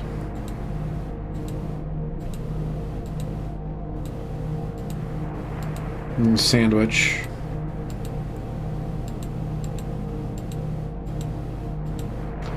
The icosahedron. Cathode ray.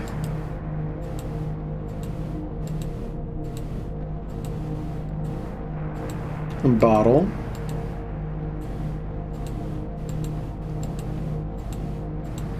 And TV. The cenote. The pipe organ. The crystal.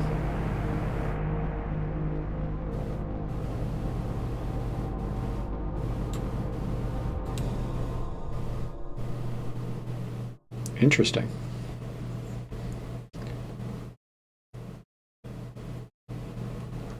Act 2, Scene 2. St. Thomas Church.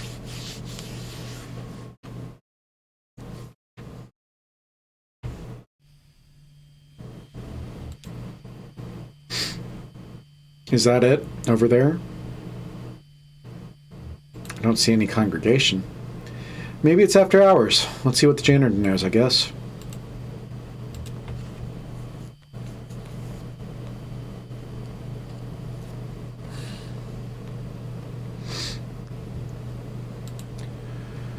Oh, here for the night mass? What kind of mass is it? Tonight it's a homily on work and need. Huh, I haven't heard this one before. Where's the congregation?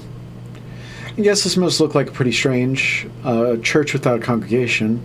When they first moved in here, man, this place was packed. They had a mass every night, 2 on Sunday. But it got a bit awkward to fit everyone in, and the numbers quickly dwindled. Once folks started to see it as a thing that was falling apart, they lost their center of gravity and just started wobbling. Then the preacher stopped coming too, but he left his old tapes. Same with the organist. And I found some old acetates in the Bureau archives, photos of people in churches, so I keep it running. You do what you have to, right? Right now we have to find some Bureau documents. Oh, you're from the Bureau. I moved all those documents to Unit C315 to make room for the Mass. It's down at the other end of the building, same floor. Need to get the night Mass started, but you can borrow my keys. I'll go. You wait here. Rest your leg. Looking kind of pale. Nice lady. Well, I'd better get this run. Brandon presses play on an old tape machine. Is your whole family Catholic? Oh no, we're not religious. I just watched and listened while the congregation did all this stuff, and I probably don't understand as much of it as you might think. Anyway, I know how to run the overhead projector and the tape player. At least I know enough to keep it going, right? How do you like working here? It's okay. I don't really know what else I would do. I used to play a lot of card games, in high school. Some of my friends went to college, but most of them just got jobs. Maybe in a few years we'll be hanging out in bars, playing darts or something. Not allowed to play cards in the bar because it looks like gambling. Beyond the church, this day is celebrated in remembrance of a violent protest in Chicago, and to honor the 4 martyrs who were unjustly persecuted in its wake, having not only pursued their vocation in their daily labor, but also having pursued their avocation in the form of protest, activism, community building, radicalization, scholarship, and finally martyrdom. Their and our avocation being, as it should be for us all, as members of the church or otherwise, to secure for our fellow workers the right to labor with dignity. So, just as there is no dignity without sacrifice, there is no vocation without avocation. Just as the left eye perceives that which is to the left, and the right eye perceives that which is to the right, and those images are summed, differentiated, and incorporated, and we find in our mind's eye an after-image of divine light, only where love and need are one, and the work is play for mortal stakes. Is the deed ever really done for heaven and for future sakes? Okay, that's it. Next, there are some rituals that you and I aren't allowed to participate in, I don't think. And I don't remember them anyway. Hi. Got it. Got what? What? I found what we came here to get. File and street name changes. You don't look good. Let's head back to the Bureau and get this straightened out. And then maybe we should see that doctor the clerk recommended.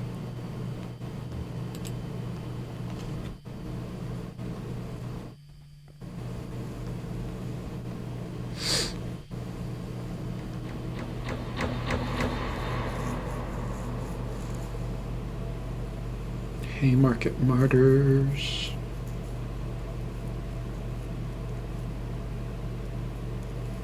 Jesus, are you alright? What the hell?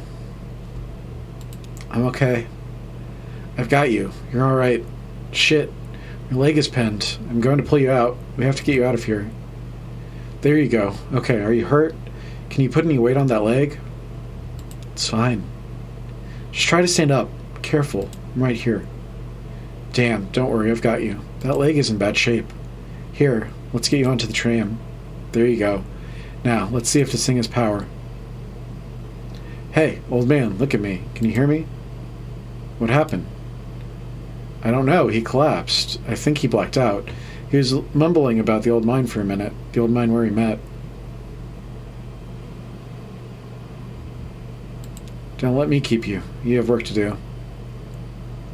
What the hell are you talking about? We're going to see that doctor the clerk recommended. How do we get to this address from here?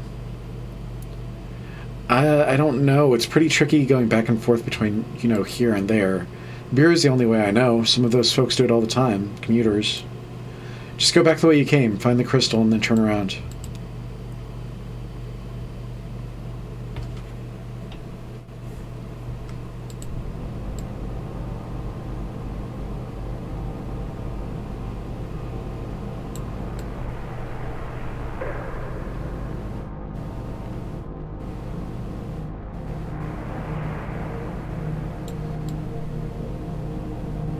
Was that something I could do? Here's the crystal. Oh, turn around.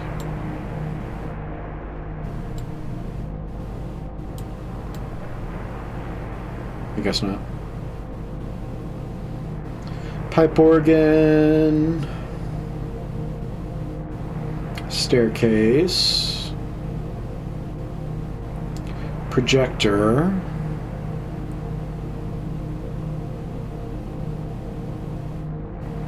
And the bell.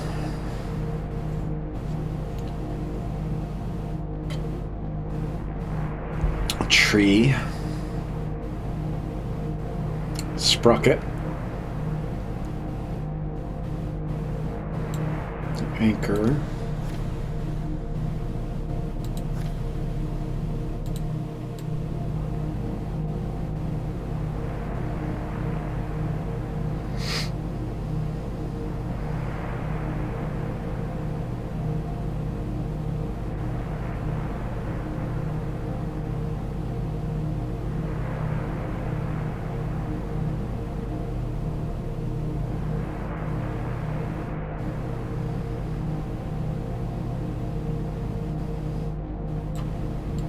Stop, stop, stop, stop. Hey. Okay.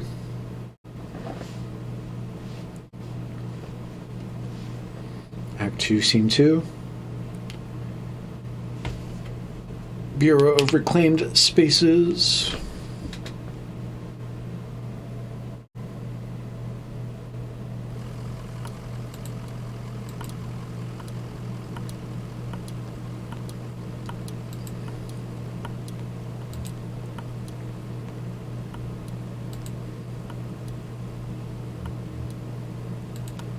Need to get to the Interstate 65.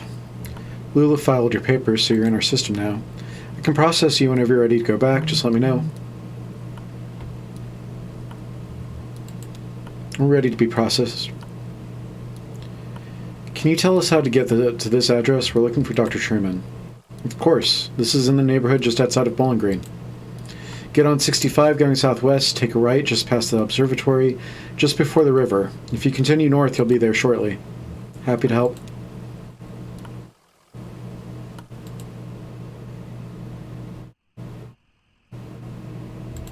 Where am I going?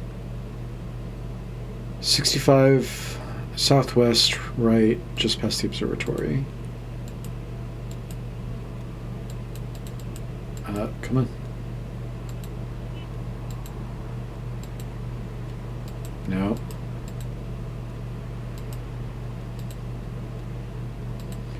Equus Oils.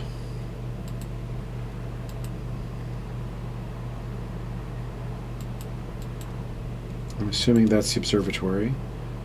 Take a right.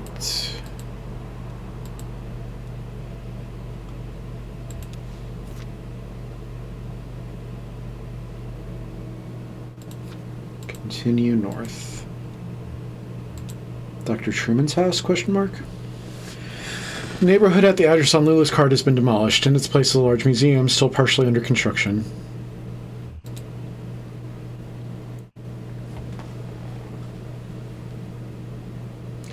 Act 2, Scene 4. Museum of Dwellings.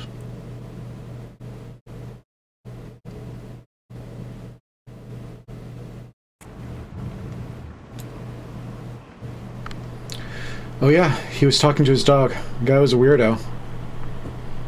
What did he say? Just small talk, you know. Like you talk to your buddies or something. Like you talk to a dock worker, just like, damn, this is a lot of rain. I haven't seen rain like this since the storm a couple years back that took out Lizette's herb garden. I just feel bad for that old dog getting dragged all over by a couple of drunks. An old dog like that should be sleeping on a porch somewhere, but that's loyalty for you. Well, they didn't stay long anyway.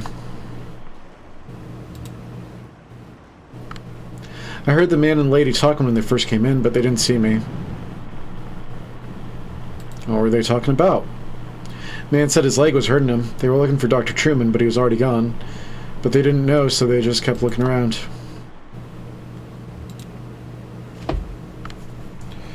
I just assumed they were from the power company. You know how they're always coming by unannounced and messing with this or that. I just shut myself up in my room to wait it out. No sense getting involved. They definitely weren't from the power company. Well, I wouldn't complain if they were, really, with that storm going on. I know they have to do their business. Doesn't affect me. I've got my generator. But you know some of those folks around here. I'm prepared. totally unprepared.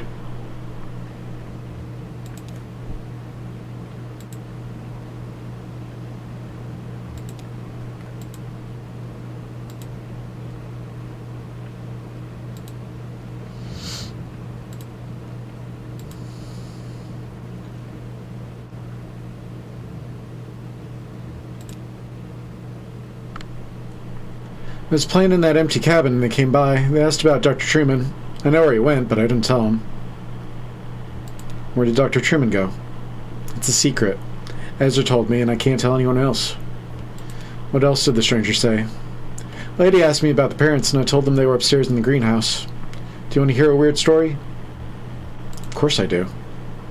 The old man asked me about the cabin. He said it looked like another house he knew, and he wanted to know where it came from. I told him nobody lived there, so he went inside. It took a long time exploring. When he came back out, he told me all about it.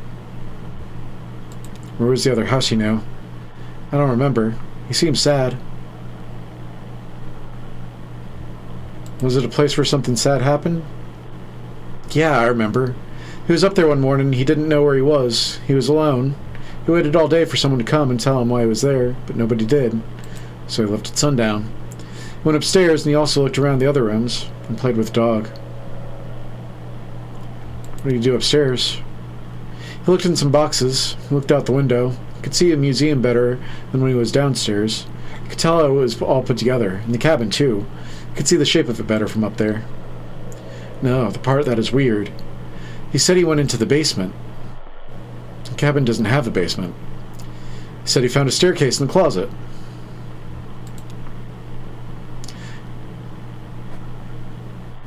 And he found a rope leading down a long pit and climbed down. The walls were covered in glowing moss. He used the light of the moss to find a lake at the bottom of the pit.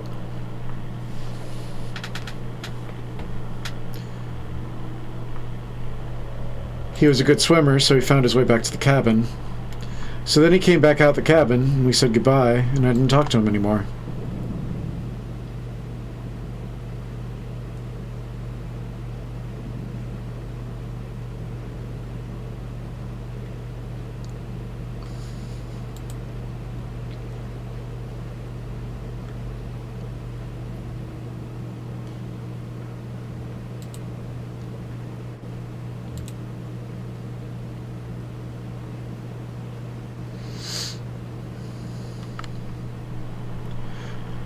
We ought to get some real chickens in that coop.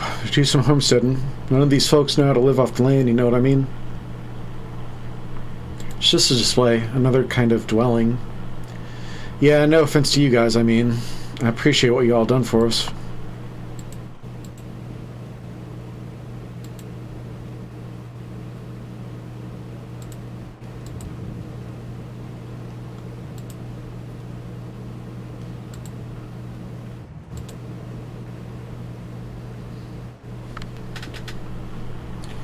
I think you need to get some real horses in the stable.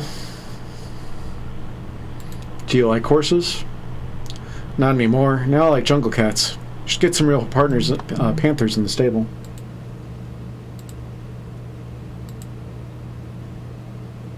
Oh, come on. Fine.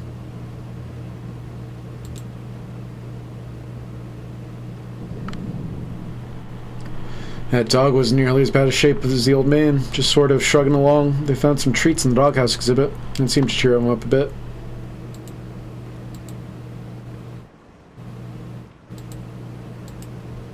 Come on.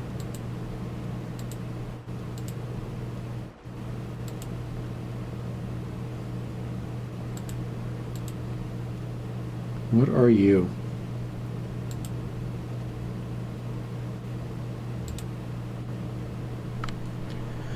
Sure, I talked to him for a bit. Actually, we talked for quite a while. I wasn't busy. I was happy for the company. Can't sleep in a storm like that. Never could. What are you talking about? I had a bottle in my coat, and I could see the old guy looking at it, and his leg was hurt pretty bad, so I offered him some. He got real awkward about it. I bet he's in a program. Anyway, they were asking about Dr. Truman. I remember him. He was here for a bit, and then he left. And that's what I told them.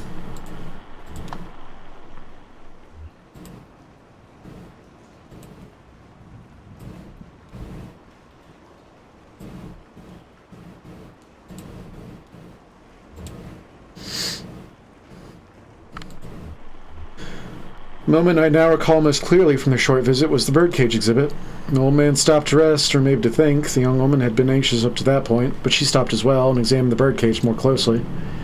It seemed to elicit a tenderness from her. She ran one fingernail along the bars of the wire cage, marking out a tuneless scale, like a child's xylophone, and then they moved on.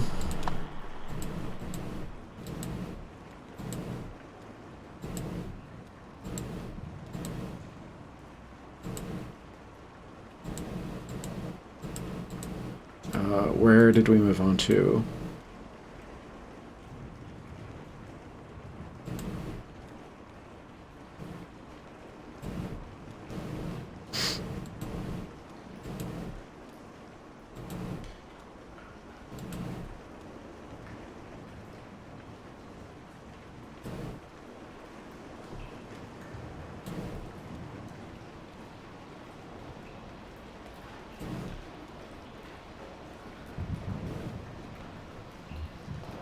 I don't want to go there yet, I don't think.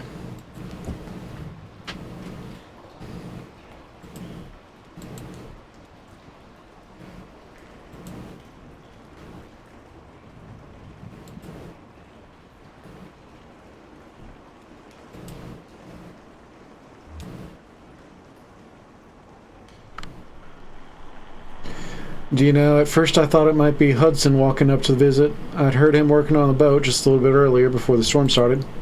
But then I saw the stranger's limping gait and the young woman with them, and I knew it couldn't be.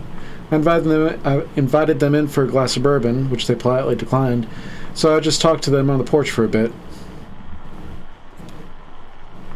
She was very sharp and mechanically minded. We talked a bit about the construction of my house. She was worried for her friend.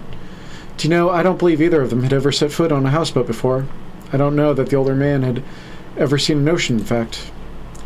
It has always been my fondest dream to retire on a houseboat. That's why I accepted your offer and moved in here. It isn't perfect, but what home ever is. I only wish the house would sway a bit. I find that it settles my nerves. Well, if we have another storm like that last one.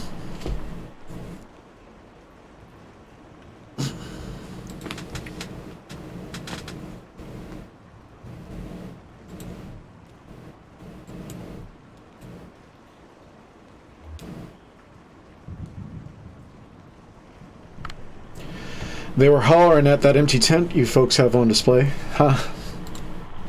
Hey, if you ever need anyone to stay in there, I've been in worse positions.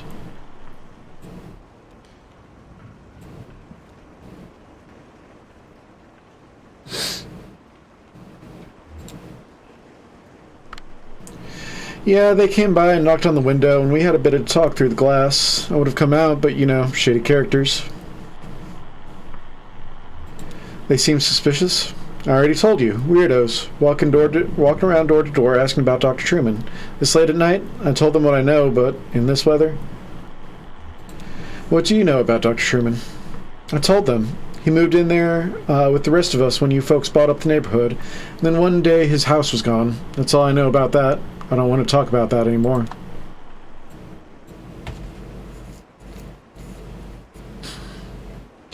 I have no idea what my nose is doing. I'm sorry. I know I keep scratching it.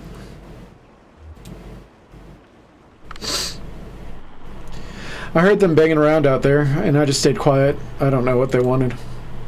I just put my headphones on, and I tried to ignore them, to tell you the truth.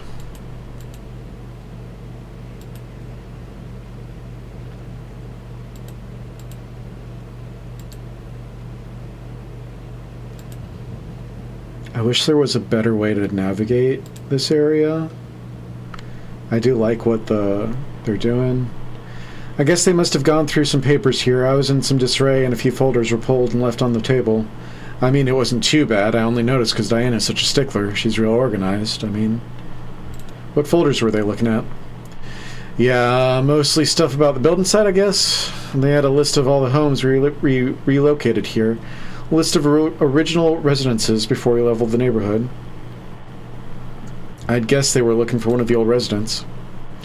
They pulled out a list of folks who didn't take the offer, folks who moved elsewhere, but they filed that back out of order, so I guess they didn't find what they were looking for there. Hey, well, I have you here. Work's kind of slowed down. It seems like, I know you folks know what you're doing, but it seems like the residents are just kind of settling in. That's the idea. Yeah, I get that. Just how about that roof, huh? You just write us a check and we'll finish it right up. I know you've got this museum thing going on, but you don't want to be slumlords now.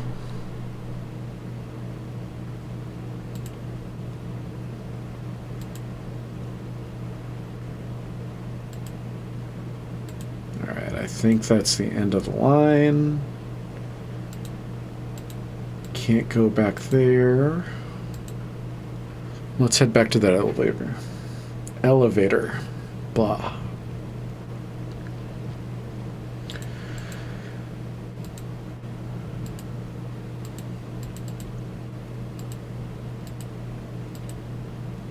No, I already talked to you.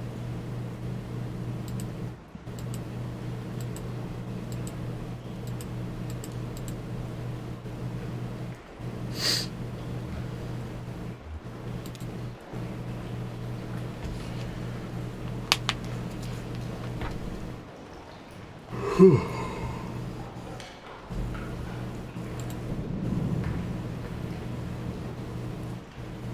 Oh, we're waiting for Homer. And I was like, come on, let's go.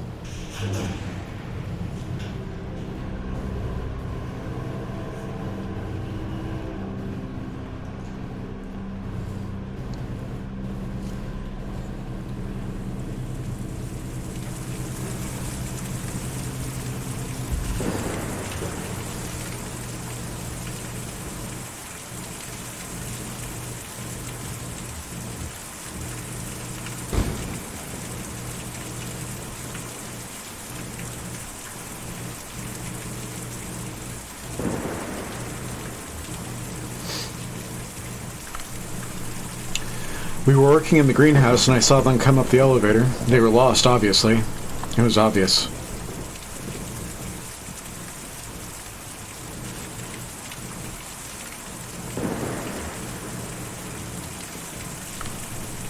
Oh, of course, I saw them looking at that odd-shaped building.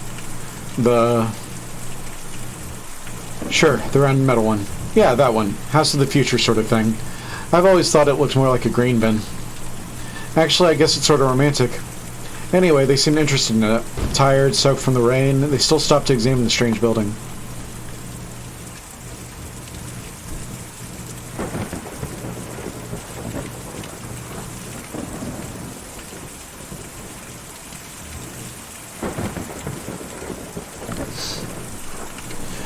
Difficult to see or even hear a storm like that, but I was awake and alert, studying this week's forecast. It should even out shortly, I'd say. Did you talk to them? Yes, we had a short conversation. The young woman heard my radio crackling from the cabin and asked about it. The old man was a bit disoriented. Disoriented how? He asked the most inane questions about my boat, whether I took it out fishing often, nonsense like that. I tried to explain to him that I lived aboard, that I'd lived in a small apartment on this land before, and been kindly offered an opportunity to live here in a sailboat when the neighborhood was raised, and so on. Difficult to communicate in a noisy storm like that. I think he may have been a bit hard of hearing to boot. Well, then they had to leave, looking for a doctor, I think. The old man was having a bad time. It was a short conversation.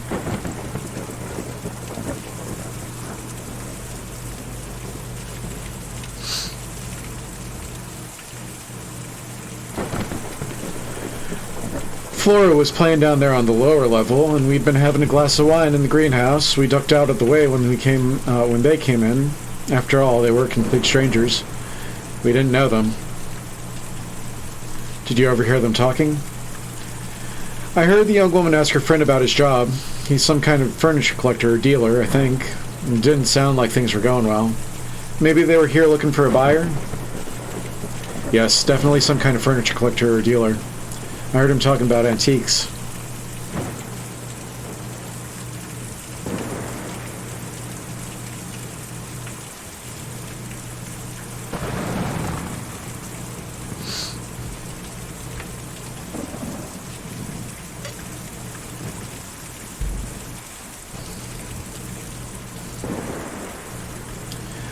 I saw you folks drive up.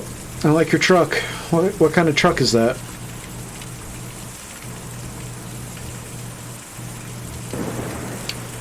We've got a couple of them at the shop, but this is the only one that runs. Oh yeah, with a truck you've got to keep it up. That's why me and Julian don't use a truck. We just carry the houses. Who's Julian? Julian's my brother. He's a lot bigger and stronger, and he has more feathers than me, but he's still my brother. Where are your parents? Well, I don't know where they are. Me and Julian were looking for them for a while, but, well, now we have a job to do. Gotta move these houses. Where do you take the houses? Me and Julian take them to the forest every night, and then we bring them back down at dawn before the museum opens. Why do you take them to the forest? This museum is an okay place to live in the daytime, but it's no good at night. Folks just can't sleep in a place like this. Or when they do, it gives them nightmares. So we take them out to the forest to sleep and then bring them back in the morning. Is your family out in the forest? Oh no, I don't know where they are. Me and Julian are looking for them for a while, but... Anyway, we have a job to do here now. Taking these people out to the forest at night so they can sleep. Maybe if the rest of them will be like Dr. Truman, want to stay out there, we'll get back to looking. Can you tell us how to get to the forest? You have to follow the Green River way out east and then hop over Lake Chamberlain. The roads don't go there. Me and Julian can take you. We were just about to go anyway. I've just got to call him over. Ka-ka-ka-hya!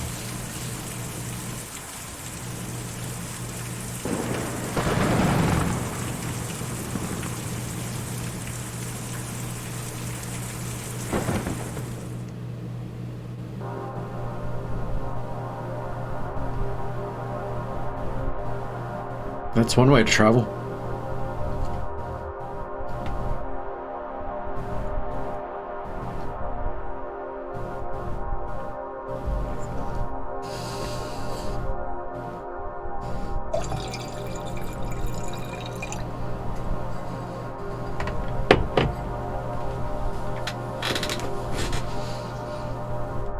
One of these days I need to find a game that I do not have to talk so much.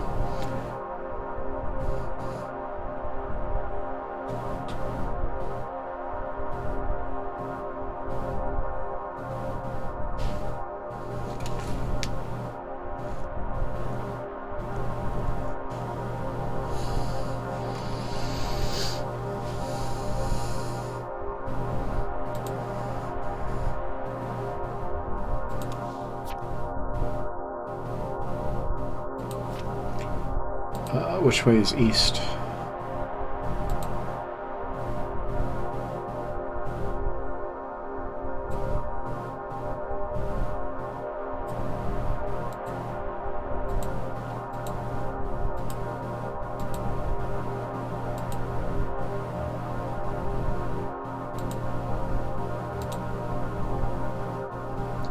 Tiny gray figure walks along the side of the road carrying what appears to be a guitar case.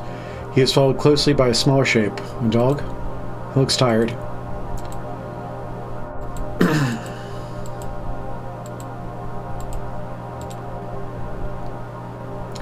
From above, the huge swaying tipple looks like a small wooden lattice framing the edge of the mine entrance.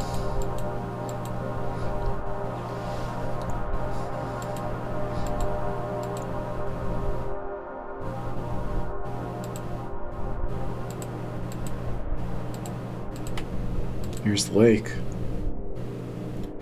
A shadowy figure drags itself out of the lake, stuffs its limbs into a smart blue suit, and trudges slackly out of view.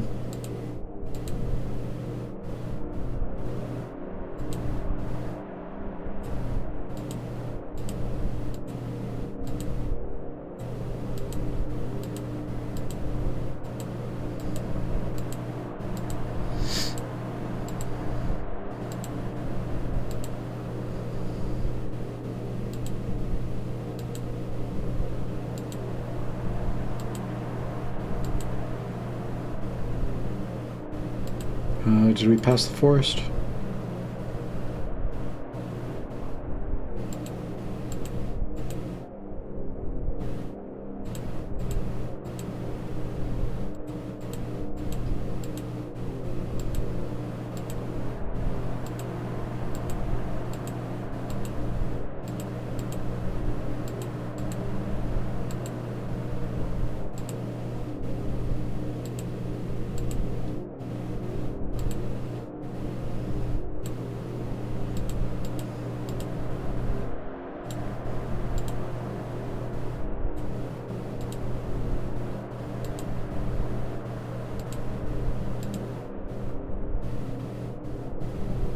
Where the fuck are we going?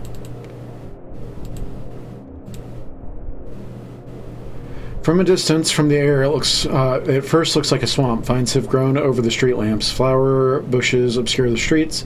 Few of the houses have slipped partially into the ground, foundations cracked by the underground roots. You're Lake Cumberland. So the forest should be around here somewhere.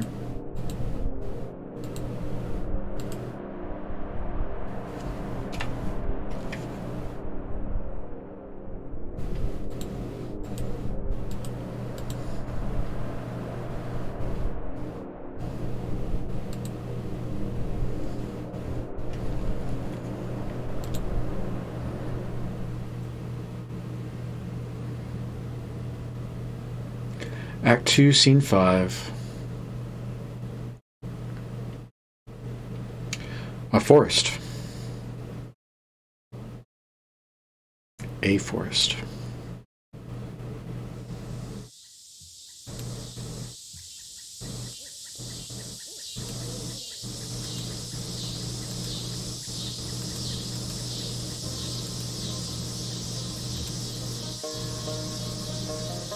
It's okay, just take it easy. We gotta get back on the road. We will, but we need to get this leg looked at first. Right now you're in no condition to haul anything out of that truck, even when we do find Dogwood Drive. Why is this delivery so important to you? It's my last delivery. Oh, you're retiring or something? Or... sorry. Lizette's closing up shop. It's, damn.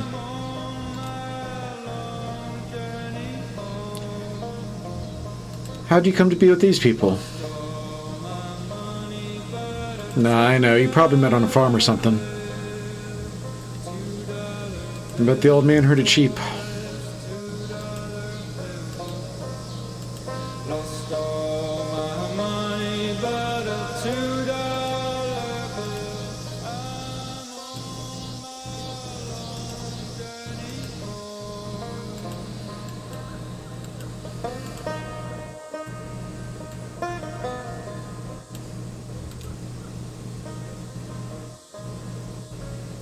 Shouldn't be much farther now. I think I see where the settlement ends over there. These woods go on forever. Well, no forest goes on forever. At some point there's always a road or something, a parking lot. Don't act so defeated, okay? I'm just thinking about getting back to work. We're almost there. We'll get you patched up and back in that truck. We can handle this.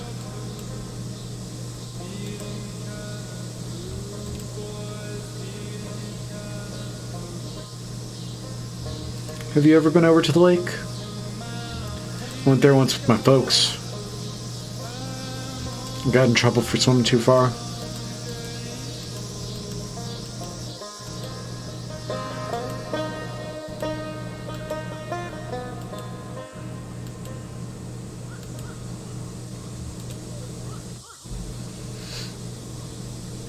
Do you have any family you're close with? Brother or sister? Kids?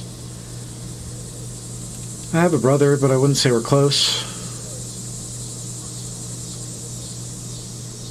Some kind of banker, kind of a jerk sometimes. Yeah, I know the type. You ever talk to him? He's too good for me, I guess. I doubt that. I guess I was always closest with Weaver, as close as someone can be with a girl like that. She was always on her own wavelength, but we were the same age growing up and everybody else was so busy. When she disappeared, I got pretty angry, and I guess it just stayed that way. I never really understood her, but I knew her. It's lonely without someone like that around. Sorry, you're a good listener.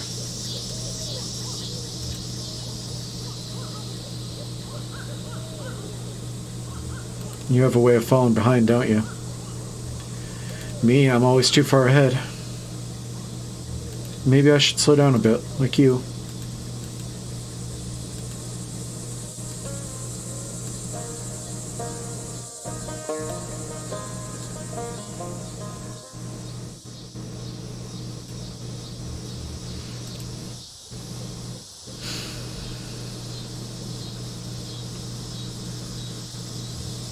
Where have you been? We lost sight of you for a minute. Yep, it's easy to get lost, especially in the woods like this. I never really get lost, though. I just look out for Julian. He's always around. My folks had a really nice house, bigger than any of these houses, but it made them worried all the time. Then the bank took it back. We had to sleep at the bus station, but I could never get to sleep, so I just went out to fly around every night with Julian. We flew really far and we never got lost, but when we came back in the morning, they were all gone. They just left you? I don't think so. All our stuff was still there. Maybe they got lost somewhere. Let's go see what's on TV.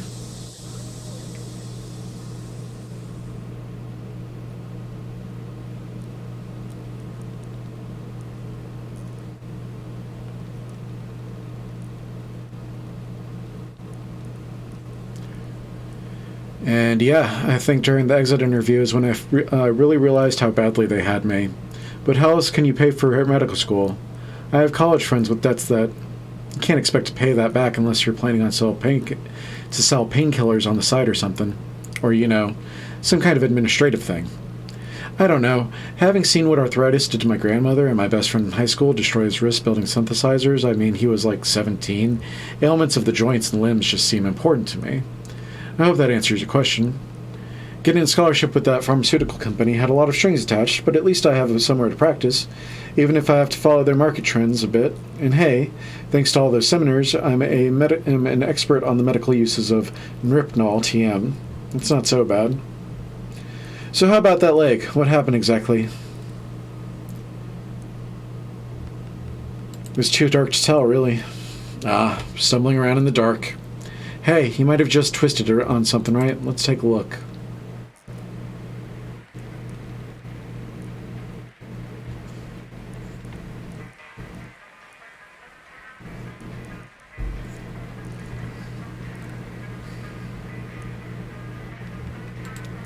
What are they singing about? They're singing about going home. Yeah, they're singing about their home because they're lost right now. It's a scary song. It's not scary, it's hopeful. Dr. Truman's going to help your friend. He'll be okay.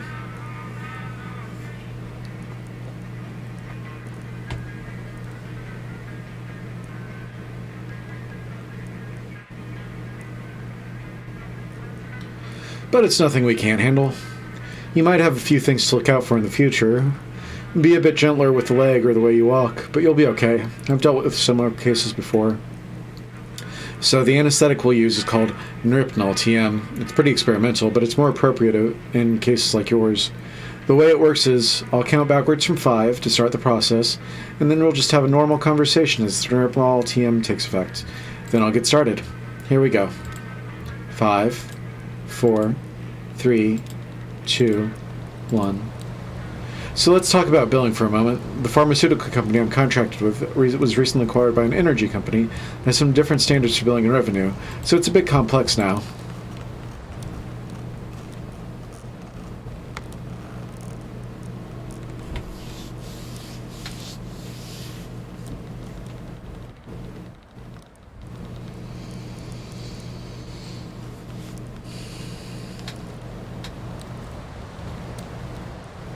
Oh.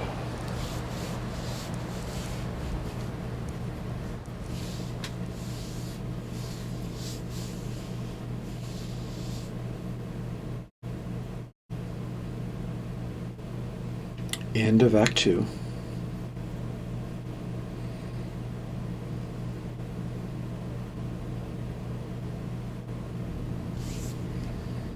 Alright. I'm going to quit there. Exit the game. Alright. And then let's... Nope, that's video capture. There's camera. Okay. So yeah, that was the first 2 acts of Kentucky Route Zero, and it was about 2 hours. I think next week we'll do probably Acts 3 and 4, assuming that Act 3 isn't roughly the same amount of time. And then we'll probably come back and do Act 5 the week after that. And that way we will be wrapping up with Kentucky Route Zero, let's see, the week before Thanksgiving. And then I'll probably take Thanksgiving off. And then I'll come back the week after Thanksgiving. And that way I'll be able to start up again end of November, beginning of December. Whew. I hope you guys enjoyed. I remember really liking Kentucky Route Zero. It's a little bit different than I remembered. I remember it being much spacier than it is. Maybe I just mostly remember Act 3 or Act 4. But I'm really enjoying the journey so far. I hope you guys are too.